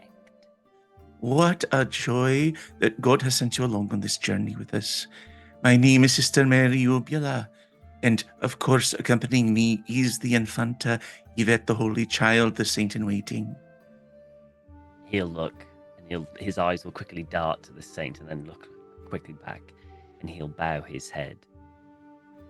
I am honored to have you on this journey. Honor is all ours to have a man of such stature, such status to be joining us, and I'm sure that everything will go as smooth as possible. I have no doubt. With God And on who our is- side. Yes, and who is your impressively large attendant? Oh. I forgot her name. What was it? Bera. This is Bera. We Bera. required an additional body for the expedition, and so I thought I'd put it in and recruit myself. Oh, I see. We do have an assistant of our own. Bjorn, wave to Brothers Catchball here. He just does a slight nod in acknowledgement. Now, Bera, and she's going to reach out and take and offer her hand to Bera as like a limp stop fish waving now. sort of. Yes, Bjorn, that's enough. Oh, okay. You can put it away. She sort of reaches out to Bera to shake Bera's hands, Yeah. and when she does, she's gonna rest one arm on her forearm and be like, "Oh my," and leave it there a little too long, and then say, She's got a real Bera. strong handshake. as 2 of the most physically gifted among us, please don't get Bjorn anywhere alone. We don't want to tempt him. He is a simple man, and we've learned over the past week that he has simple desires. Why, the other day he tried to see the Infanta's ankle, and we prevented it in time. But And then we smash cut to a scene of him being like, "Look, a bug," and it's by her shoe. oh, and you're like, oh, clutch Yeah. my pearls, my rosary pearls. And then we cut back. Oh. Yep. Look, a spider. I'm sure that you are a woman of high standards and purity. Don't course. worry, I have very high standards. My hand is still on her forearm. Blessings be upon you. Meanwhile, in the away. background, Yvette is like fully ignoring Barra. Barra does not exist to Yvette. She does a little genuflect to Salazar. And is waiting to be offered a seat, to be honest. She's just stood there waiting for a seat to be provided. And slowly watching Uvula get so distracted. I think Uvula will feel just a slight tug on the habit, like a... Oh, the Infanta is so tired from our long walk downhill. Is there anyone here who might give her weary bones a place to rest after a long day of tending to the sick and needy? Can someone get us a chair, please? Bowden will go and get you a chair. Ah, thank you. And are you the innkeeper, sir? No, I'm here as a healer.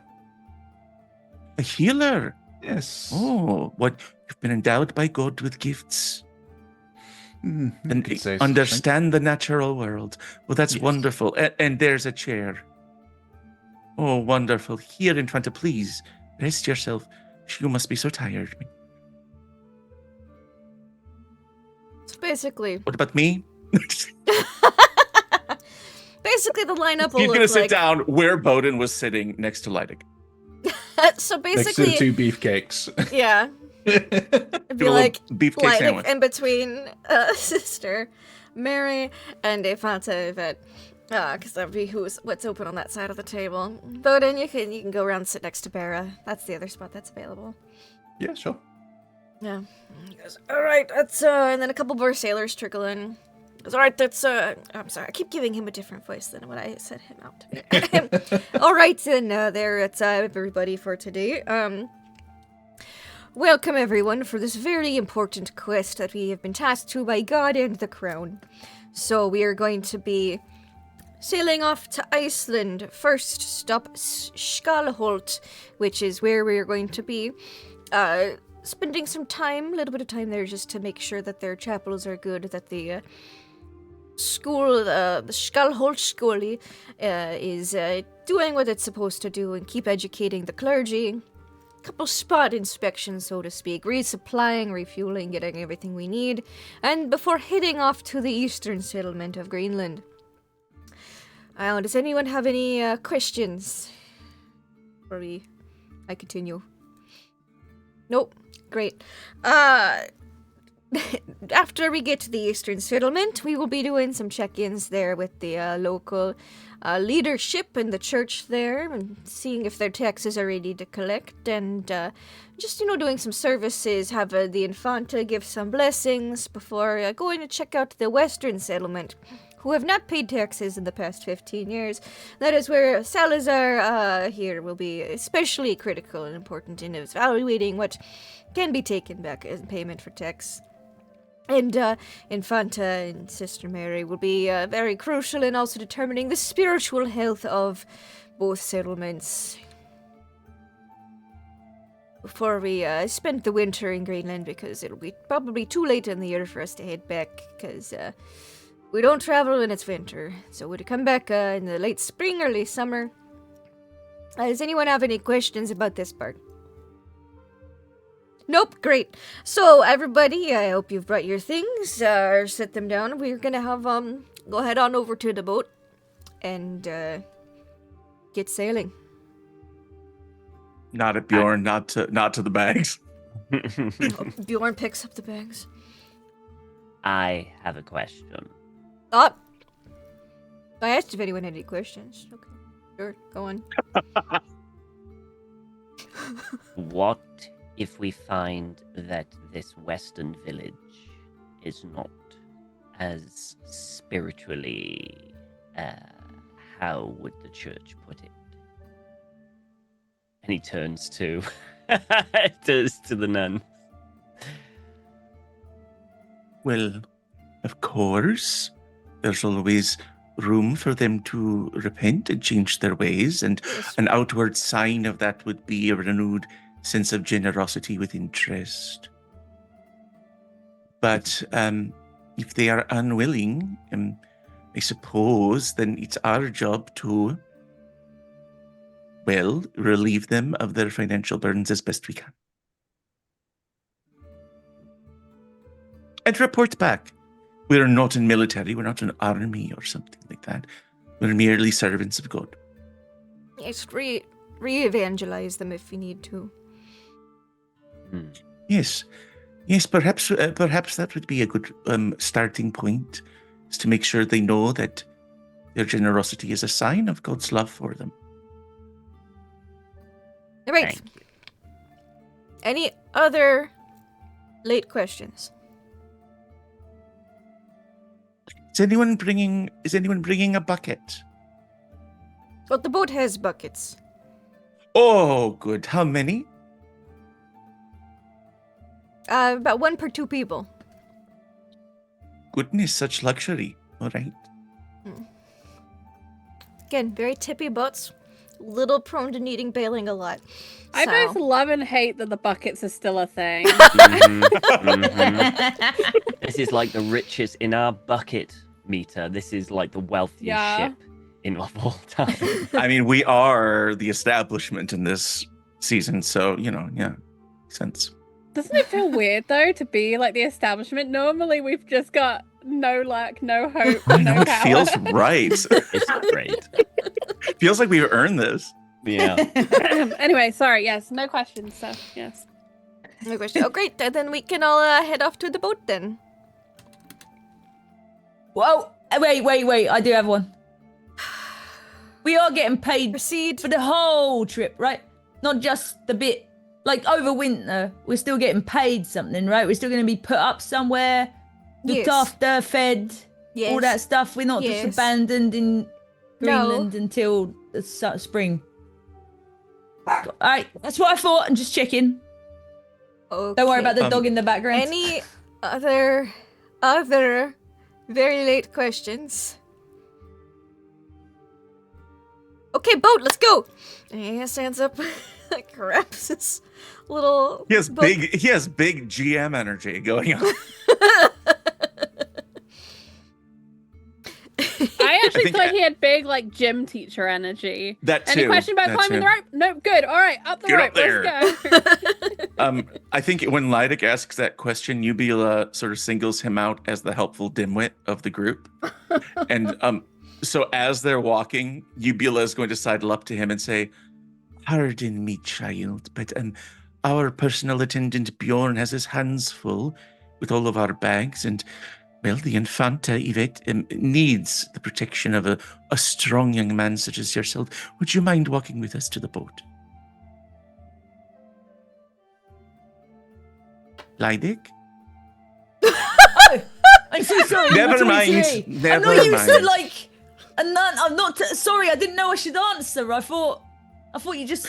No, Nodded or- the vow of silence is usually one way. Oh, yeah. No. What do you need? Come here. Do you need me to pick we you just up? need- I we can do just that. need, just the pleasure of your company as we walk down to the boat. The Infanta has many people who think of her often, admirers, followers, and we want to make sure that we're not accosted. Oh on our yeah, way no, I down. can make sure you're not accosted. I'll smack them back. Don't worry about it. If you must. I mean, whatever you need. You tell me what to do. As long as I'm getting paid, Of you tell me what to course. do and I'll do it. Who to hit, I'll hit them. That's Wonderful. kind of how this works. So Well, okay. Now you see the Infanta, the one with the veil on. that's Infanta. Hello, Infanta. She is our most precious cargo, more valuable than 1,500 walrus tusks. Really? And so, if until we get to the boat, and well, the points there forward, if we could have your help in keeping her safe and chaste and pure. I mean, like, yeah. I do my best. God Mostly I will can bless do you the for your first help. one. The others, it's kind of up to her a little bit on that front. I don't know. If I Not can- really, not as much as you'd think. I see. Right. All right. Okay. Yeah. No problem. That's my job. Wonderful. That's why I'm here. Wherever you need. Fantastic. within reason All right. of my parameters of what I'm being paid for. All right. Infanta, come with me. Move We'll aside, follow the large Infanta's coming gentleman. through. Yes, he's going to lead the way. Follow the muscles. Stand aside. There's a woman. Come on. And speaking of muscles and woman, Barra looks over at Bjorn, goes, "You're the healer."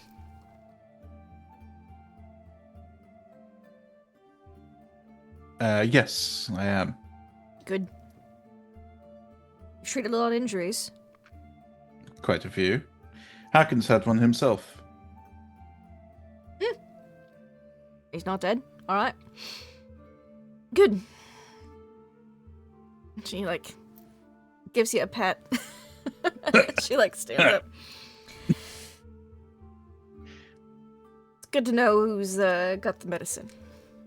In case Yes. injuries happen. Yes, if anything happens, Dealt with a come lot of straight to me. what kind of wounds?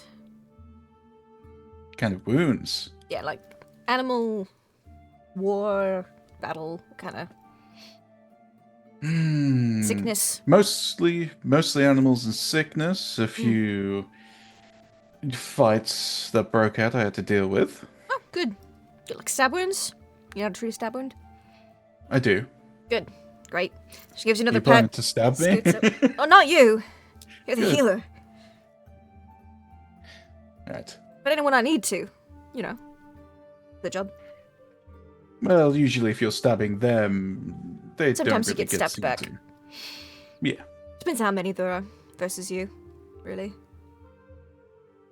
You been in many fights. No. No. Well, Hakon can certainly show you the ropes.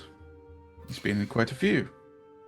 He's just being as boisterous as ever, come on, Lydic, that's a great idea. And he helps, move people out of the way. Shoving people to the ground. They just Get lifting out the certain way. people out of the way. Move it. And she goes, good, right. Well, let's go. And she, picks up Salazar's bag. And, waits for him to be ready to go to the ship. Mm-hmm. And everyone gets to the ship with no problems. The way is cleared to the docks, and you see Captain Einar. The sailors headed out a little bit before you guys to get everything ready. They're getting sails ready. They're checking oars. They're moving on last minute supplies. And this is again a Viking Nor ship, which doesn't really have much of a below decks. There's a little bit, not a lot of it, a little tippy as far as boats go, but it gets across those wide open spaces of ocean, historically speaking, most of the time. So you'll be good. And you see that this boat, if you ask, the boat does have a name, and it is a crude interest.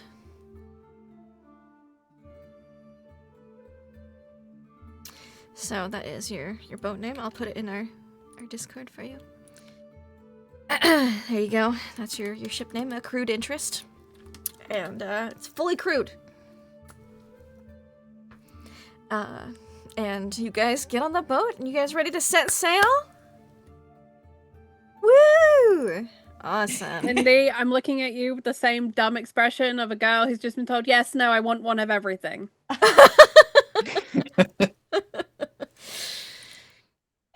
That's fine. You guys sail out to sea. Beautiful day. But will it stay that way? I don't know. Do any of you take sailing positions on this ship? Just out of curiosity. Hell no. Hell no. Great. That means the NPCs get to roll. That means I mean, we've you got said it someone was to blame fully if it crude, goes so wrong. I think Lydic starts eyeing up and starts Yeah. chatting with the sailors. Sure. Does It's he- an does he- uncrude interest. Does he know any of the sailors from his time at sea? Yeah, you'd probably know a few of them. A couple of them. You'd probably recognize a couple. Yeah, so Lida gets chatting with them and stuff a bit. So I don't know that he'd take a position necessarily unless required to. You're ready to be auxiliary aid if need be. Yes, he feels he could step in if need be, but he's not. Cool. He ain't getting paid to sail the ship. He's getting paid as a mercenary. So That's so good. Can you don't someone put in work for free. Can I get someone What do you need, to Lindy? roll a D100 for me so we can see what the weather's like? Oh, it should be Tom. Tom rolls the weather. Oh yeah, go on, That's what I've Tom. been told. 35. It is We have 35 moderate, weathers. It is moderate wind. That's good on a sailing That's boat. what we need Yeah. That is to go good. places. That is good. But it does make it a little harder to crew than like light wind, but moderate wind is good. And let's see. Can I get an Charlie, could you roll me a D100 for 30, other reasons? Lindy. 30. That's good. 30 other reasons, Lindy. That's good. Moderate wind and, normal seas. It's not rough seas, it's not super calm seas. You're doing good. So now, your captain gets to make a captaining roll. Nope, that's the name of the ship. 1D100. Oh, he captains so good for this first day at sea. Look at that. Isn't that amazing? He captains so good we don't have to roll on the sailing fumbles or the ship disaster chart. That's good. We're clearly blessed. Clearly Sound a little blessed. Disappointed there, Lindy. Tag blessed. Oh, this is just And the these first day. rolls will never get worse. It's gonna take you about a Exactly. week to get to Not even God herself could ruin our future rolls. Skalholt is about a week's journey away. So, next day. Tom, can I have the weather for your second day at sea? Yes, of course. And here's Tom with the weather. 86. Oh, that's so exciting. You're under a gale. A storm blows Yeah, in. it's a good storm though to speed us up. Yeah. Not a It's a hurricane. happy storm. It's one off from a Of a hurricane. hurricane. That's. I'm doing manual effects. So that's good. So we're going to roll me. I'm gonna roll some. You've got a seaworthiness rating for your ship. Your ship has hit points. Oh Welcome my to God. Sink in this Call of first Cthulhu. We episode. sink in the second day. It's okay. We're all ready to reroll characters, right? We're all prepared. No. Lindy secretly only wanted to run one team. With a teaser, it's like, mwahaha, see, everyone I'm warning can you die. right Yes. now. Moving on. If this character dies, my next one's going to be a walrus. So 9 plus equals okay. And let me look at your seaworthiness. Well, your structure points, really. You're okay. You're doing okay. You do take some damage. It's very wet. It's very windy. Your captain has a chance to help mitigate this a little bit. Yeah, it's not a good day. Second Okay. day, real bad. Second day, it's Who's If it looks- throwing up? If it looks like the storm is about to end, can I pray just as it's about to end to make it look like the prayer made it end? Can you give me a natural world check to try to gauge the weather? Oh, yeah, shoot. That's probably what I would need to roll, isn't it? Okay. That is. No. No. You can't. It's hard to tell. It's just so windy and like the rain is so Oh, cold. yeah. Can I roll a cult to try? You don't occult the weather, Charlie. This is a Well, it's natural definitely world. not religion. This is now. Someone might have a good idea of when the storm's gonna end, but it's going to be. If you want to predict the weather, that is a natural world check. At least right now, right here in this place and this time. You might be able to roll a cult for weather later in the campaign, but not right now. No. It's just coming down so torrentially, such high winds. The winds are, let's see, this is a whole gale. So, yeah, you guys aren't doing much sailing at all today, because, it's too windy. You have to pull up the sails. You're on oars only for today, so it's gonna slow you down a little bit. It's gonna slow you down a bit. But the ship doesn't sink. You take some damage, but you've got buckets. People are bailing. Everyone's okay. And you do a lot of praying. A lot of people do a lot of praying during the storm. Actually, it's quite so a much bad praying. storm. The but it more does- praying we do, the less I need to talk to people. It does eventually recede. Let's see how your captain does on this next day. Tom, could you roll me the weather, please? I would like to mutiny. Roll good, Tom. Roll good. Genuinely the worst captain I've ever seen. Where do we find this guy? Today, the weather is just a lovely light wind. Perfect. However, that is a 99. So I'm gonna just roll a little something here. I'm just gonna pay attention. I hope that This he dude's falls going overboard 100%. Okay, so the captain has to make a luck roll. If he fails the luck roll, make a roll on the ship's disaster table. If the luck roll is Scurvy. made, lose 1 point of seaworthiness due to Amazing. shipping water. Cool. Amazing. Orcas. I know how much luck he has. It's probably not that much. No. It was a fun game. This was fun. Okay, I get to roll. I'm so excited. Like, new tables. This is from the Age of Viking books, by the way, y'all. It's a BRP system, much like Call of Cthulhu, so the ship rules are very... Let's just port them on over. It's very compatible. 32.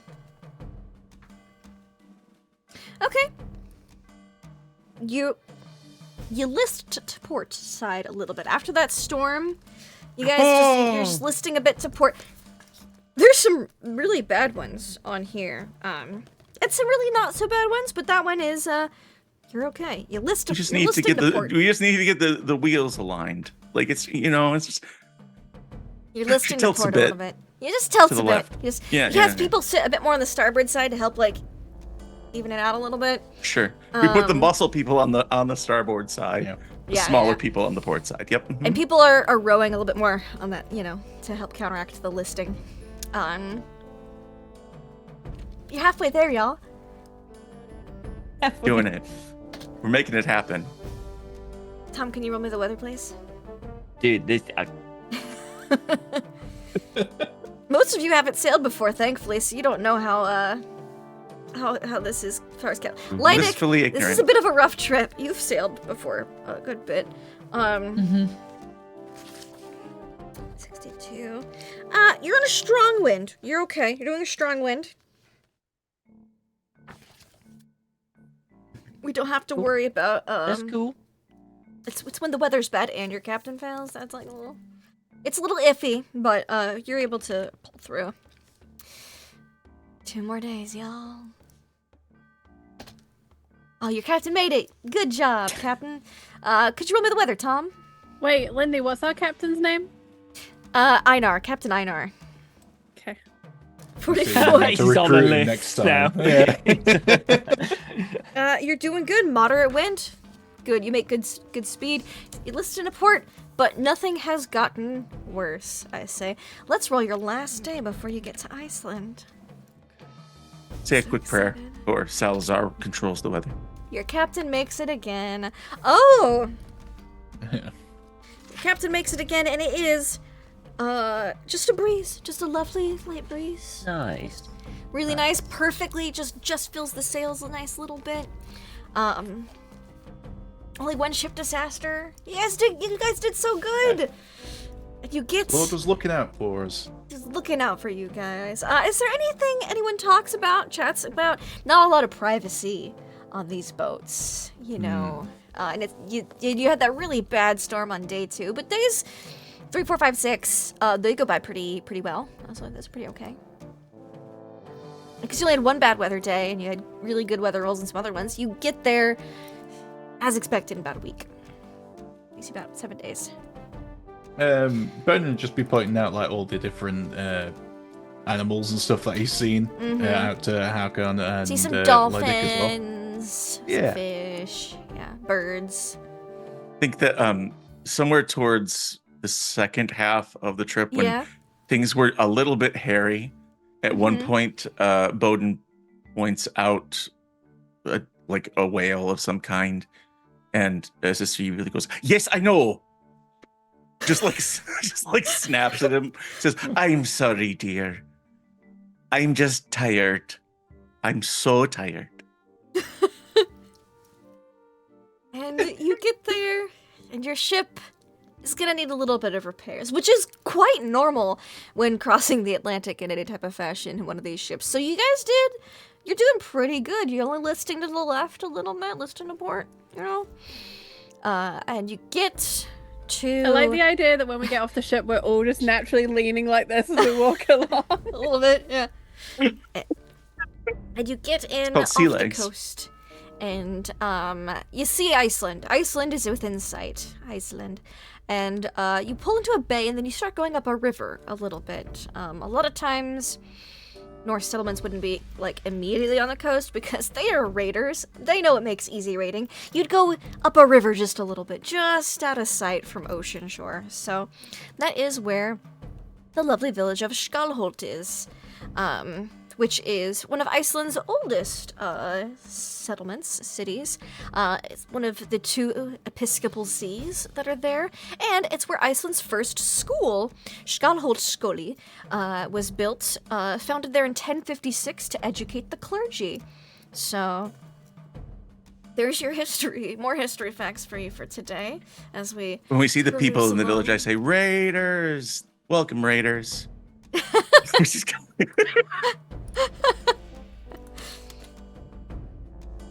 And When we take go off off the the ship stream and music. see the Raiders. Yeah. Woo!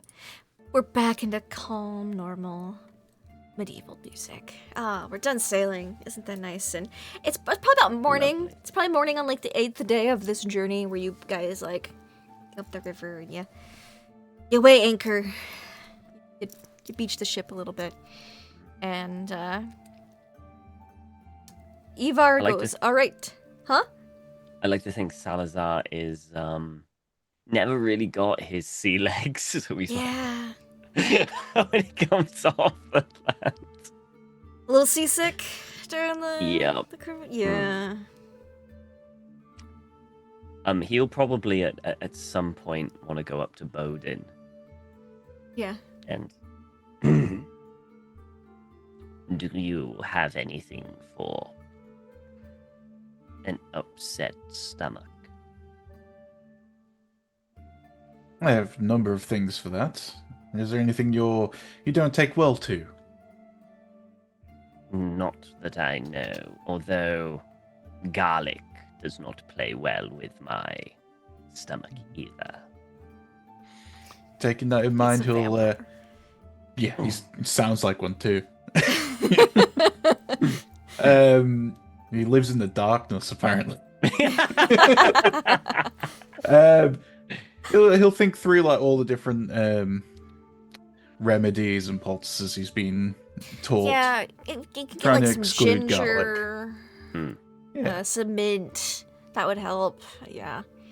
You can make like a little concoction for him to drink. Do you have enough so that I can take it for the full journey? I did stock up before I left, so I should have enough. If you need more, let me know and we can stock up here. I will do. He nods. And Very well. Salazar, can you make me a constitution check? I just want to see how you're doing. Okay. Here we go. Pretty good. The medicine helps. You take the medicine and it helps.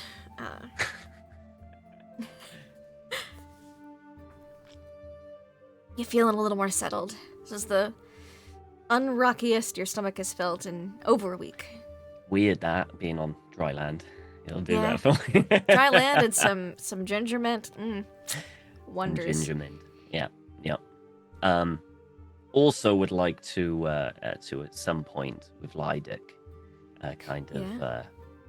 And Lydic, just around probably. Just People, wandering around. it takes a while to get everybody off the boat and like gathered up because you want to get everyone's gear off the boat before you like go in to get your lodgings for the night and stuff. So yeah. People are just standing around kind of waiting. So he will approach Lydic and Lydic. Yeah. Are you, it would seem that your loyalties are to the person who pays you the most. Is this correct?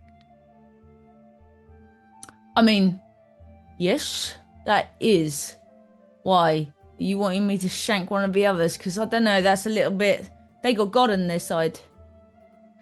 No, I'm not in the interest of killing one of God's servants. I find it's never good for business to get on the wrong side of the church. Yeah, they are, after all, the most successful business in the world. I suppose that's the way to think about it. Yeah, why? How can I help you? Well, you see, we are going into an unknown situation in an unknown country, and I dislike unknown things. Okay, well, we're in Iceland. Yes. There's lots of volcanoes, not many people, mostly criminals. There's some horses here. What else do you need to know? It's not so much what I need to know, is that you can keep away from me. I want you to pay more special attention to me. As in, keep me alive instead of the others. Oh, instead of the veiled girl? So if there is an attack... That's it's taken. If there is an attack, you will defend me above everyone else. I am, after all, the person with the money. Just quick, how am I currently, in theory, getting paid? Like, is something being agreed? Because we didn't talk about it, but... So, is he the one that's currently paying me anyway, or? Ivar Bardarson is the person who is going to give you, it's going to be a lump sum at the end. Until then, basically, your daily expenses will be taken. You get, like, little stipends throughout for, but then it's, like, a big lump at the end, I see. Because then if you die, they don't have to pay you all the way. You know what I know. That sounds like a really bad deal. They pay for housing, they pay for food, and then they give you like a bit of it a as bonus like, pocket essentially money at the end, right? Yeah. I think he eyes Salazar up and down a little bit, but He's also he knows the type a bit. Yeah. He kind of knows the type, and will probably notice, some sort of big old coin purse, I'm sure. Salazar's coin purse is real big. I will be like, okay, like, let's see.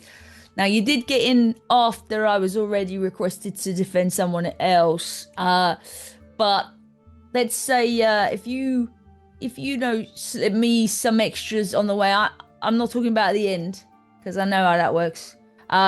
And you could not hold your words. I'm not saying you don't. I'm not saying you don't. I'm sure you are a man of your words. But if you show me some love, if you know what I mean, then I will show some back. I will, just stick near the Saint Lady, because I'm already watching over her, and then 2 for 1, no problem. He'll pause for a minute, and he'll smile, and I always find that in the real world, the noise of coin is better than the noise of prayer. My word is gold. And he kind of like puts a few coins into your hand, and then puts it away. To be fair, you ain't wrong, mate. But you you can't be too careful, because I don't want to get my, I could die at any moment, as could we all, right? And so if I hit the pearly gates, I have to talk to him as well. So, I've just got to hedge my bets a little bit. But I'm on your level, mate. I'm on your level, and I pocket it. Salazar nods, and he goes, "Of course. And, of course, once this is over, should you ever need the services of myself back home, I'm sure to give you a good rate." What exactly are your services? I am accountant, a tax man. Oh, right, yeah. No, that's what so you could do my taxes, because those sometimes are a bitch to do. So... Indeed. It's surprising how often we can find extra coin. All right. You scratch my back, I scratch yours, all that. Okay. Yes, I believe that's what most people say. That's, yeah. That is. All right. Yeah, I feel like you're the type that needs your back watched, at least, quite a lot. You got many friends? In my profession, not many people enjoy my company. Sad, really, because what I do is a necessity for all society. They just don't want to admit it. Nah. It's a tough one, People are just trying to look out for themselves most of the time, but there's always someone higher up to we have to deal with. Tax collectors look out for society as a whole. Yes. We are the least selfish people you will ever meet. Oh, that's good to know. But he says that he's thinking, you just paid me money to protect you, mate. But so he's going, yeah, absolutely. The least selfish around.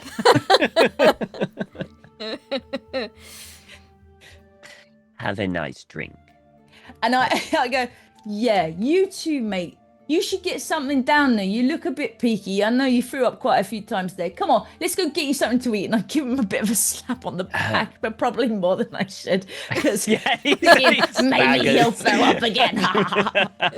Because I think he took quite a lot of pleasure in watching people throw up over the side, because he probably went through that a long time ago, but he got over it. So even on the roughest days, it's like... Bodin gave me something for the rest of the journey. I should be able to keep the food down a little easier. Yeah, that would be good. Because, it is always good to feed the fishes, because, they help feed us. But, you don't want to give them too much. Otherwise, well, rations, they're hard to come by. So, don't throw them overboard every time. But anyway, I'm sure you'll get there. I hope so. Have a good day. And he just you too. his arm. Hakon is fully roped into helping out with Infanta Yvette stuff. He's like, scientists coming through, and there's nobody there. But he's saying it anyways. Very good. Now, no, you walk in front of her, because if you walk behind her, you'll be tempted to look upon her. So just, we're going to go up to the church, all right, to the local church, both to visit and inspect, and also to have some time alone in prayer. Yeah, cool. Yeah, right. All right. He's got a big sword. Are you sure that's it? Yeah, and you see in the distance, there's the church and the school, and Father Bardson will walk with the saintess and sister. Of course. So he can make the proper introductions at the church and whatnot. And the captain looks at Bowden and Lightick and Salazar, who they go, right, they're gonna be staying at the church. We've got spots at the school, I've been told. So, That's where to take the things. I'm gonna help finish up here with the boat. Oh, she is listened a bit poor, isn't she? And like outside of it, seeing it like really, he's like, yeah, gonna have to get started on repairs sooner than later. All right, and he starts giving out orders and stuff. But you all know that you are to be staying at the school. It's a school for the clergy, but it's not the church directly. It is an adjacent building. So you see, the buildings here are all made of stone. There's some little houses that are made from stone and like sod, a lot of little sod houses. But then there's some that are the nicer buildings. The church is made from wood and stone, and is nicely whitewashed. And the school is also made from wood and stone, and it's nicely whitewashed. Bright beacon of hope in this lovely Icelandic summer. And we'll have Father Bardson walk up with Infanta Yvette and Sister Mary to the church, and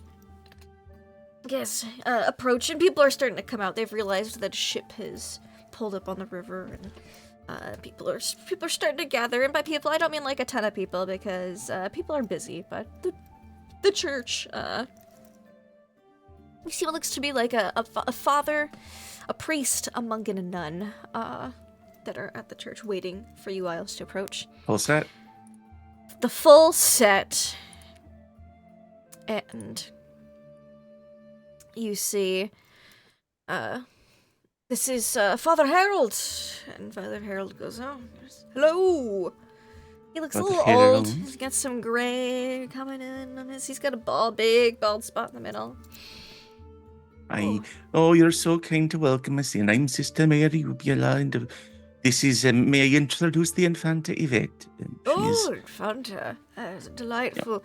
Aye. Yes, welcome to Iceland. Have you been to Skullholt before? I'm afraid not. This is our first time. Welcome. We do not have abundance of wealth, but we have an abundance of spirituality here. That much is clear. Now, I see you also are joined by a sister of the cloth as well. Yes, this is Sister Aud. Pleasure, Hello. sister. Thank you for your hospitality. Yes, I will take you and the Infanta to your we've got a room you can stay in. Wonderful. We are so tired from the journey. I'd imagine so. Looking at the way your boat's listing, sure. Must Oh, have had some yes. rough weather. Do you happen to have any qualified ship captains in your settlement? Oh, well, I don't know that off the top of my head. We've got some fishermen, but Just a thought. I don't know, you know. I just wonder maybe if we got one who took the wrong path in life, maybe was called to something else and ended up as a ship captain. oh, it could be. But you've all made it here, and so let me take you in. We've got some porridge on if you'd like something to eat. Oh, that's the Infanta's favorite. Isn't that right, Yvette? She loves porridge. Oh, she's so excited. And she'll walk you two in, because the ladies. Well, the Father Bardson stays to chat behind with Father Harold. Girl talk. Yeah. Basically, Sister Aud takes you in, again, it's not an extravagant church, but a little nicer on the inside than you're expecting based off on the outside. They have some nice altar cloths, they've got some good candlesticks, they've got some nice things, some nice little carved wooden pews, and there's a little couple chambers off of the sides. Now, I remember that part of our task here, I don't know how long we're staying here. Till the ship's repaired, so it could be... So it could be a week or... week or two, probably. Yeah. And I know part of our job is to sort of inspect the local church and assess it and things like that. Is there something I can get just from a first glance, like, hey, this is in good shape, they're doing a great job. Can you give me a spot hidden, What's that thing a with the religion tentacles? check? Okay, yeah.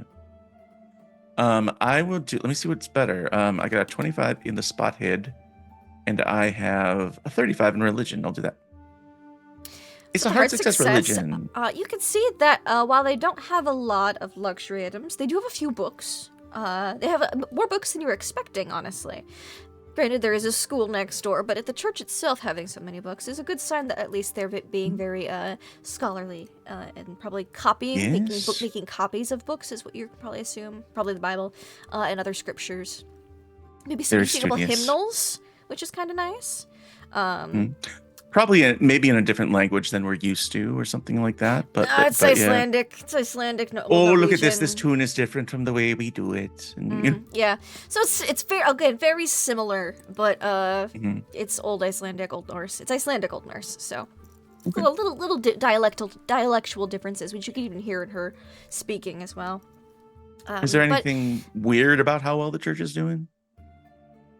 No, Iceland gets visited pretty regularly. It's a good spot for trade. Not like Greenland. It's pretty well visited. And then there's a school here which is saying something. It's one of the 2 C's, so this is about to be expected, if not a little bit better than you expected, especially with the books. The books is pretty impressive. Awesome. In that case, she just makes like mental notes and points some stuff out to the Infanta of like, oh, look at that, it's well constructed, and oh, look there at the iconography, just pointing stuff out. Yep. Yeah, they don't have a lot of decor, but they do have a few pieces. Mostly the decor that is there is a lot of carved wooden, like reliefs or sculptures and that kinds of things. Yeah, she would also like just pay lip service compliments to Sister Aud, of just like, and I can tell that you love this church so much. I take such good care of it. God has truly blessed you. Oh, thank you. We could always do a little bit better. I'm like, oh, look at those baseboards. And you see she's the type to always find a problem in something. There's even if it's always something to do. Yep. If Vet will extend a hand, and within that hand is a twisted willow cross crucifix. And it's very obvious to the sister that nasty scar on the palm, her little stigmata. Oh, she has given you one of her crucifixes. She gives these out on our journeys as a blessing to people.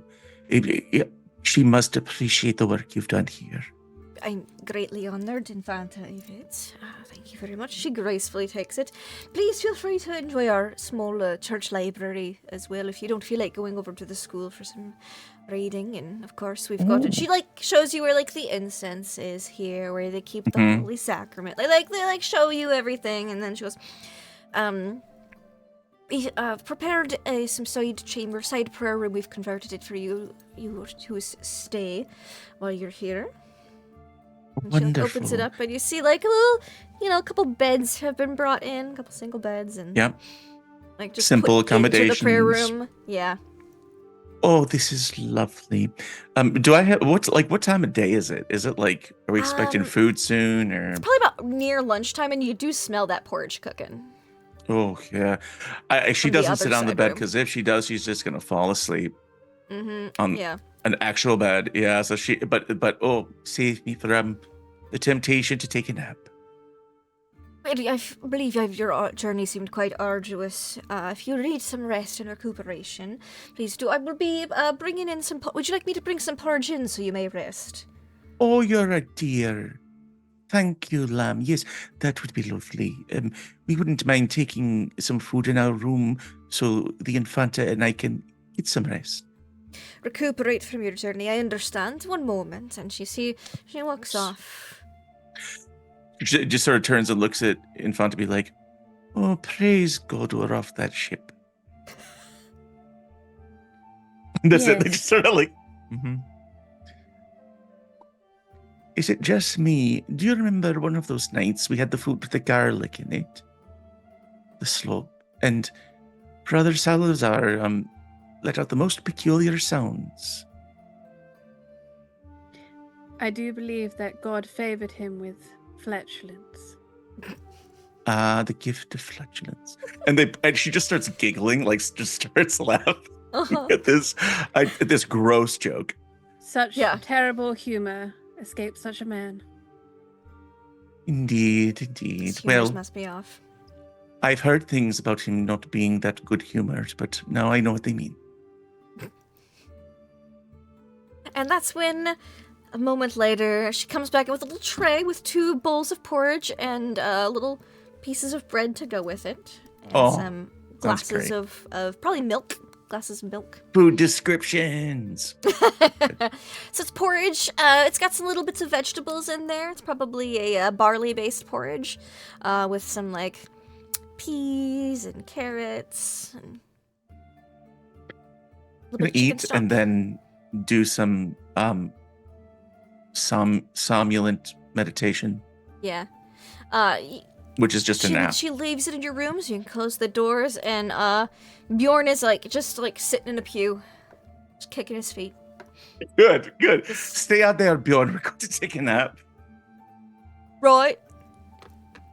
I mean, if you have to, like, use the chamber pot or something like that, you can do that, but we'll be sleeping. Oh, good. Yeah, I kind of do. He walks out. All right. But then, come back when... All right. There's like a little outhouse. Yep, they just settle down. Just settle down in your church. The rest of you get escorted over to the school by a student, someone who's not a priest yet, not a priest yet, a clergy in training, is gonna be like, "Hello, I'm supposed to bring you all to the school." Yeah, thank you for collecting us. Yeah. I need any help with luggage or not anything. He's real scrawny. He does not look like he can help much with luggage, just so you know. You're about my size then. Yeah, he's very scholarly build.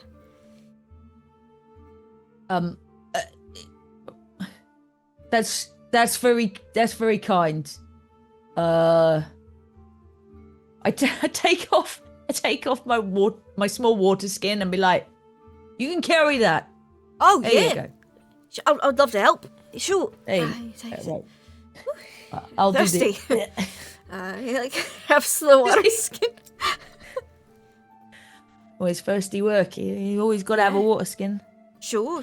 Yeah. There's a lot of things that can kill you in the world, but not drinking water is one of them. Not The worst usually. one. Yeah. And he, Well, you know, me. well, actually, we're drinking water probably will kill you too. Actually, in this time. Anyway.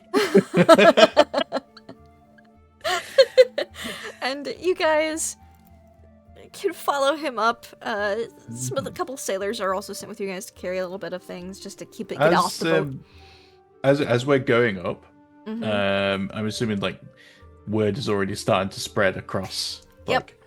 Like, who's arrived, where we're going, kind of thing. Yeah. Is anyone like talking about Greenland at all? As we're Give me going a up? listen check, Dan. Yes. Ooh, never mind. If they are, it's hard to hear. They're mostly talking about the boat and like, oh, wonder who. Oh, it seems there's some clergy. Like they're speculating. They don't know exactly. It seems that not everyone was privy to whomst they were expecting, and But Okay, from what you fair can enough. hear, they're more just kind of chatting about what's in front of them. Cool. No worries. So you get up to the school. The school is it's got a big open room with little tables and desks for writing. You see that there's a full bookshelf. Pretty impressive. And it's not all books. There's scrolls and stuff on it too, but there's a lot of books. But the bookshelf is full of papers that have words on them, which is pretty cool. And off of that is the dormitory, and it seems that they have some dormitory space, and that's where you all will be staying. So you're given a room. They like you. This one's you can stay in this one. And you can stay in this one. And oh, another lady. We missed that. He looks at Bera like, oh, where am I supposed to put you? I can ask the nun. Wait here. I'll be back. And he, I'd say runs off, but a man isn't known for cardio, so he quickly walks away, Everyone but Bera having been assigned a room. It seems he didn't notice that she was there at first. It was just like, oh yeah, bodyguards, strong people, wait a minute. Woman, dorms, ooh, and so he goes off to find the sister. And leaving you all by yourselves to go put your things away, if you wish.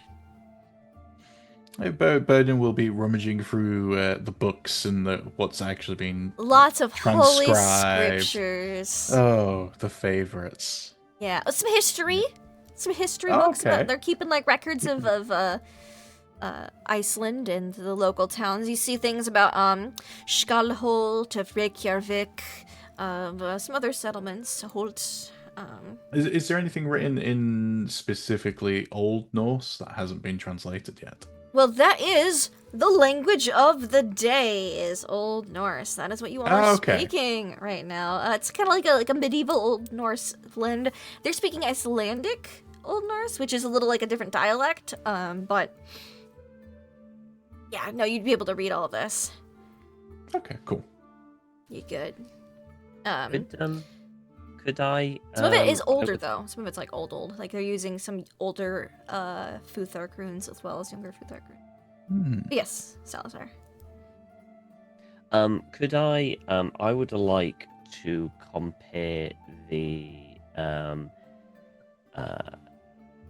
ledgers of this dock to the ones that I got from, because I imagine this is a pretty. This is on the route to Greenland, so I imagine most, if not all, stop off here to resupply things. A lot of people do. There are other settlements. Some people take the north side of Iceland over. You guys are going on the south side. Okay, he would still like to kind of have a look at their ledgers, compare it to get a general bigger picture. It's not as well organized as Bergen's because not as many there's docks here, but it's not like big city docks. This is a town's docks. Yeah. So you kind of have to go through like the town's ledger of like. I mean, but how you long can are we do that. staying here? Probably a week or two. Until I've got time. You've got time. Can you give me an accounting check just to get started to try to like narrow down your search? Success. Okay, so you've isolated with that. You basically look through all the books at the little library shelf, and you're able to figure out which books you're going to have to read to get the information you want. Okay.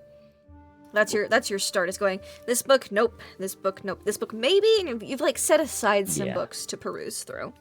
Okie dokie. At your leisure. And the rooms are simple in the dorms. A little like simple bed with a trunk at the foot of it, with a desk and chair inside. Because a lot of them are students, so they I like it. Simplistic. Yeah. And Nice. each one has like a little window. Even better. Yep. So everyone gets a little room. Lydic, Hakon's like, want to get rooms next to each other?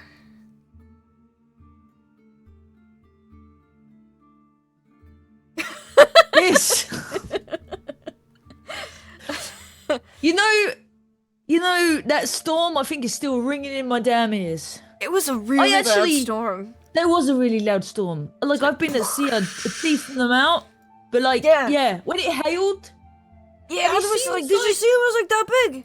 You know, like, I actually had to like go over the nun person, because Yeah, I had to protect one her. hit, But, like, like, hail what am I egg, she protecting would've her been, like, from? cracked. God's Like an egg. probably the one sending them. It's a weird relationship. Maybe we pissed him off. I don't know. What, is it like a tribulation or something? Trialbulation? Stop trying to use the big words. It doesn't suit Yeah, me. it's like a challenge. Yeah. Like Yeah, a religious challenge. challenge. What we got for Yeah. it? Yeah, okay, I Yeah. see what you mean. Oh, yeah, because we got a saint and she's trying to do the... Yeah. Oh. Wait, Probably right, we're gonna get hit more tested of these even more. religious challenges as we go. Yeah, I should have asked for more money. I mean, if God himself is going to be, like, sending stuff our way... Well, we should survive it though, because we got the saintess. Okay, yeah, win-win. Yeah. Yeah, all right. Smart. Yeah. Yeah. Scales, little. Yeah. Bagsy, the softest part. Well, actually, no. You take the best part of the bed. Doesn't really matter to me. All right, yeah. And he like is happy to like have like one of the double bunks with you. Salazar has like one of the single rooms. You guys are able to share a room. Just Lydic and Hakon, very excited. And he goes, "Oh no! I guess Bowden's gonna have to get his own room this time." Ah well. Oh, have you been bunking with him? No, like everyone needs a cuddle buddy. It's fine if you want. No, it's not like that. We were just saving money. I guess we're not really paying money here. We're using his hotel money, his inn money, to buy more drinks, but we're not paying for it in here because we're staying at the church thing. So I guess it doesn't really matter. So I should have my own bed. Yeah. Plus, he probably wants his own space, right?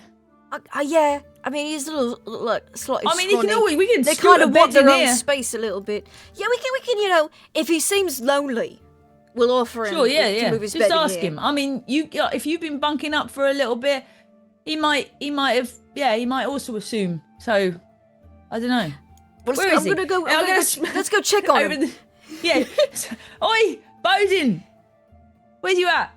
Yeah, what's up? What do you want? Wait, where are you? Where are you bunking? Where are you? Somewhere here. You don't.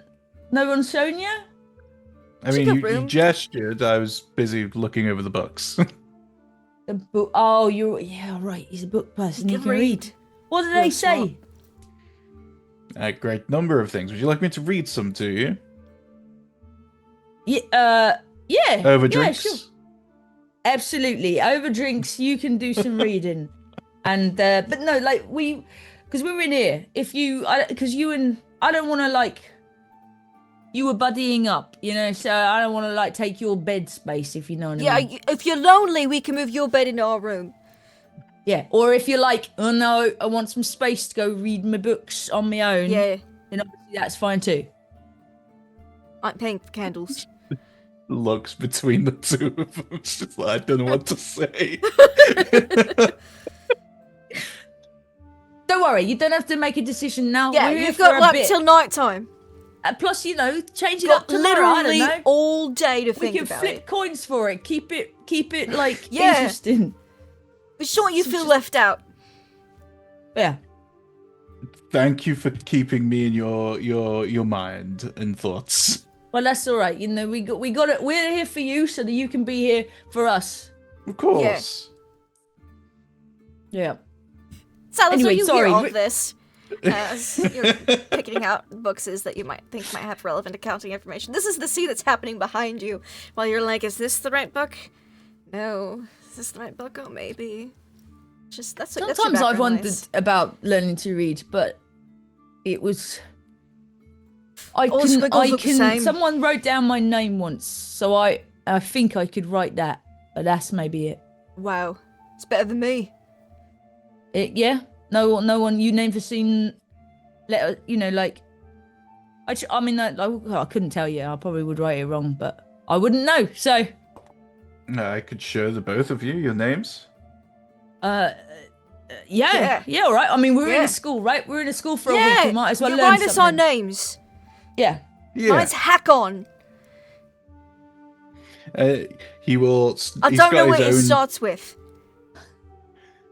The Hack. It starts with hack. It starts with hack, You do ends know with what on. it starts with. That's right. You're so smart, Starts Lydic. with hack, ends with on. Bowden's got his own books. So he Teach him the finds letter like a hack. blank page and we'll start writing it out for them, Yeah. going bit by piece. Is Yeah. in Old Norse as well as Latin. Yes. Oh, wow. Well, why do they look different? It depends where you come from. We are from here, obviously, so From that's Oslo. this language. Okay, that one. What's this one then? This one is one used by the church. Oh, is it like a church name and a not church name? Sure, let's go with that. Wow. Ooh. What's my you could church be name like say then? Priest Yeah. Like brother what? Brother Hacken. Brother Hakon. Wow. Yeah. So this is Hakon. This is brother Hakon. Do Lydic now. Do Lydic now. And he, Go through right now. yeah, hold on, I don't. Yeah. I seen that. Brother Lydic. Brother Lydic. Excellent. Brother Brother Lydic. Lydic. Hey, brother. Hey, brother.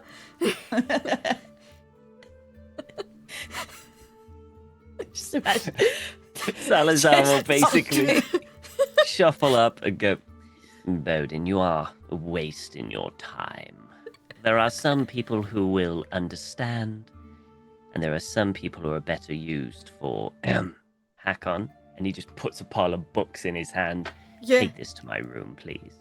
Oh yeah, sure. And he leans over to Lydic and goes, I bet he doesn't have a church name like we do. And No, he doesn't. Well, at least they seem to be enjoying it.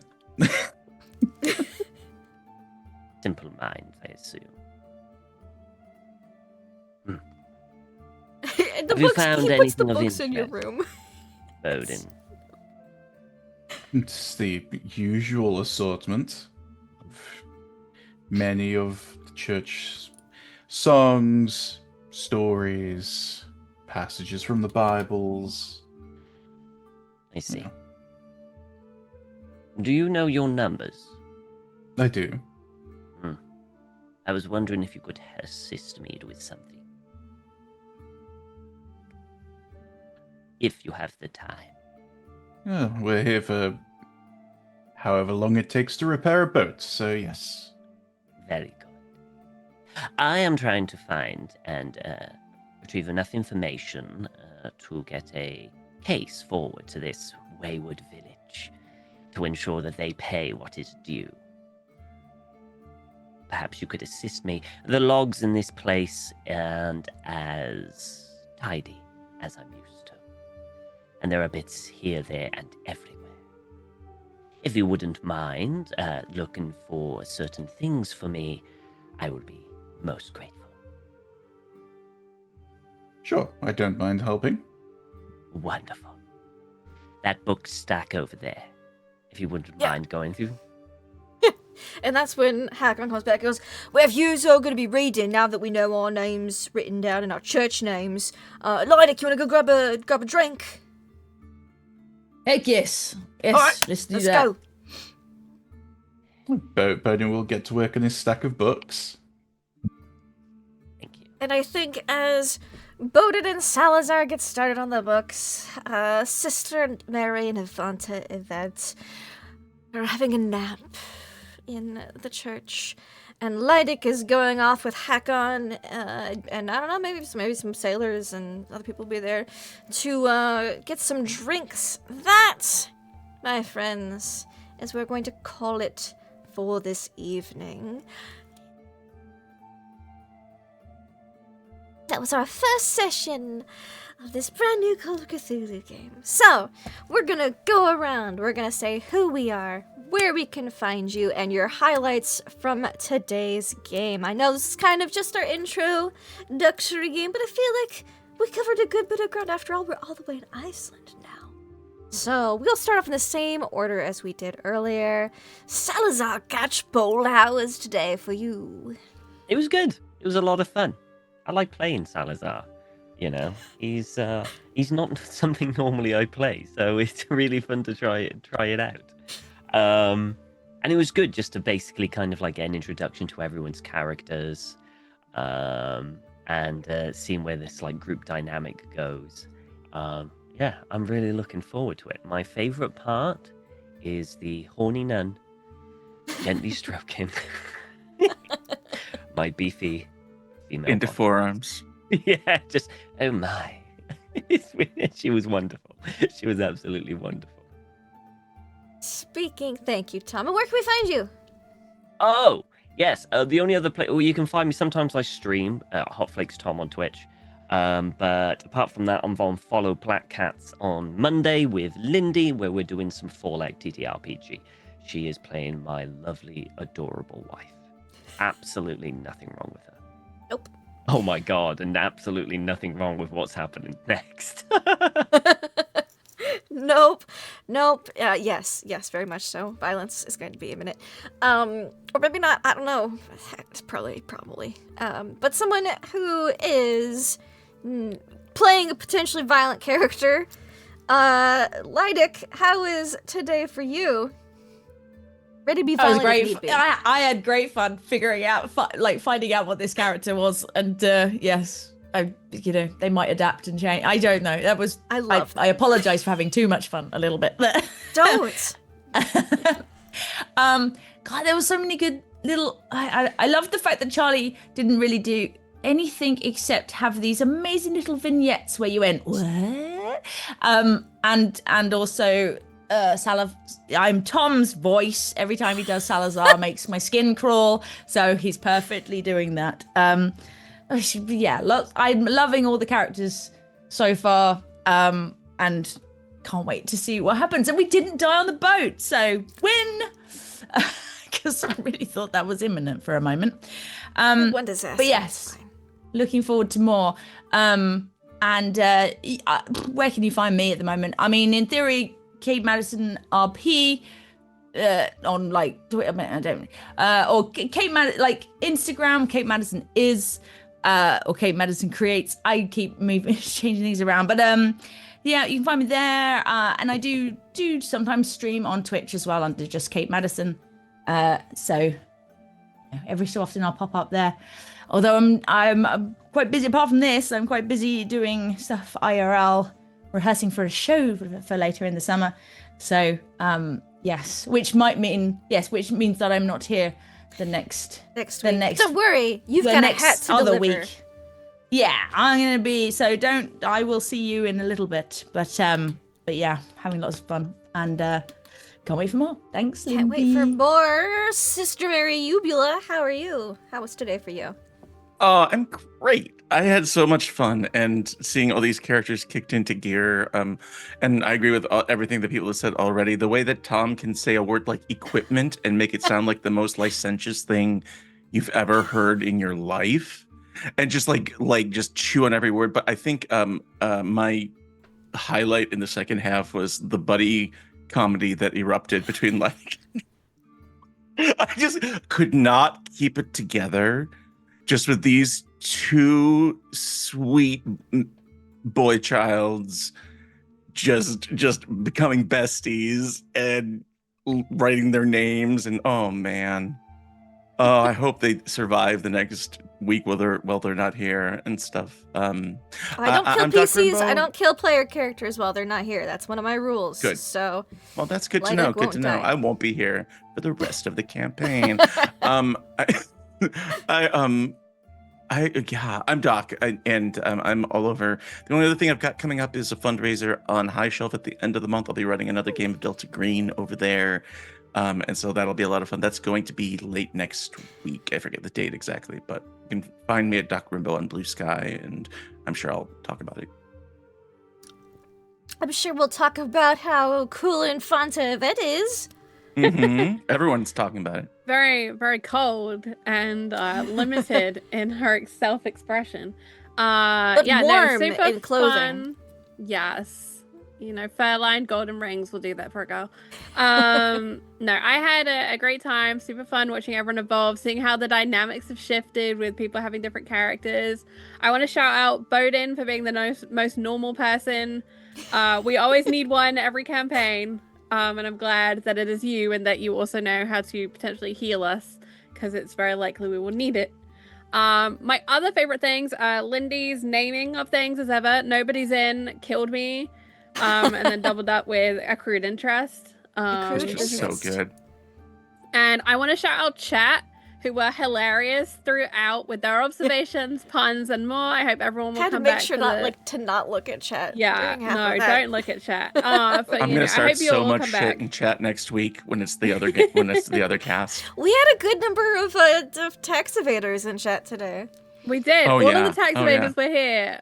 Measuring well, not even the ones in the show, but just other people.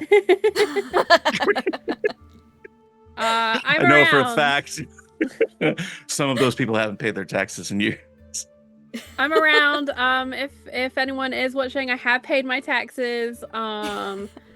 I work for a nonprofit called Gamers Outreach. We have a big event coming up in April, so the next couple of weeks is going to be kind of crunchy for me working towards that, but it's all for the kids so that they can get great gaming experiences during their hospital stays and be kids for a little bit in tough times. So that's me. That's where I'm at. That's what I'm doing when I'm not here.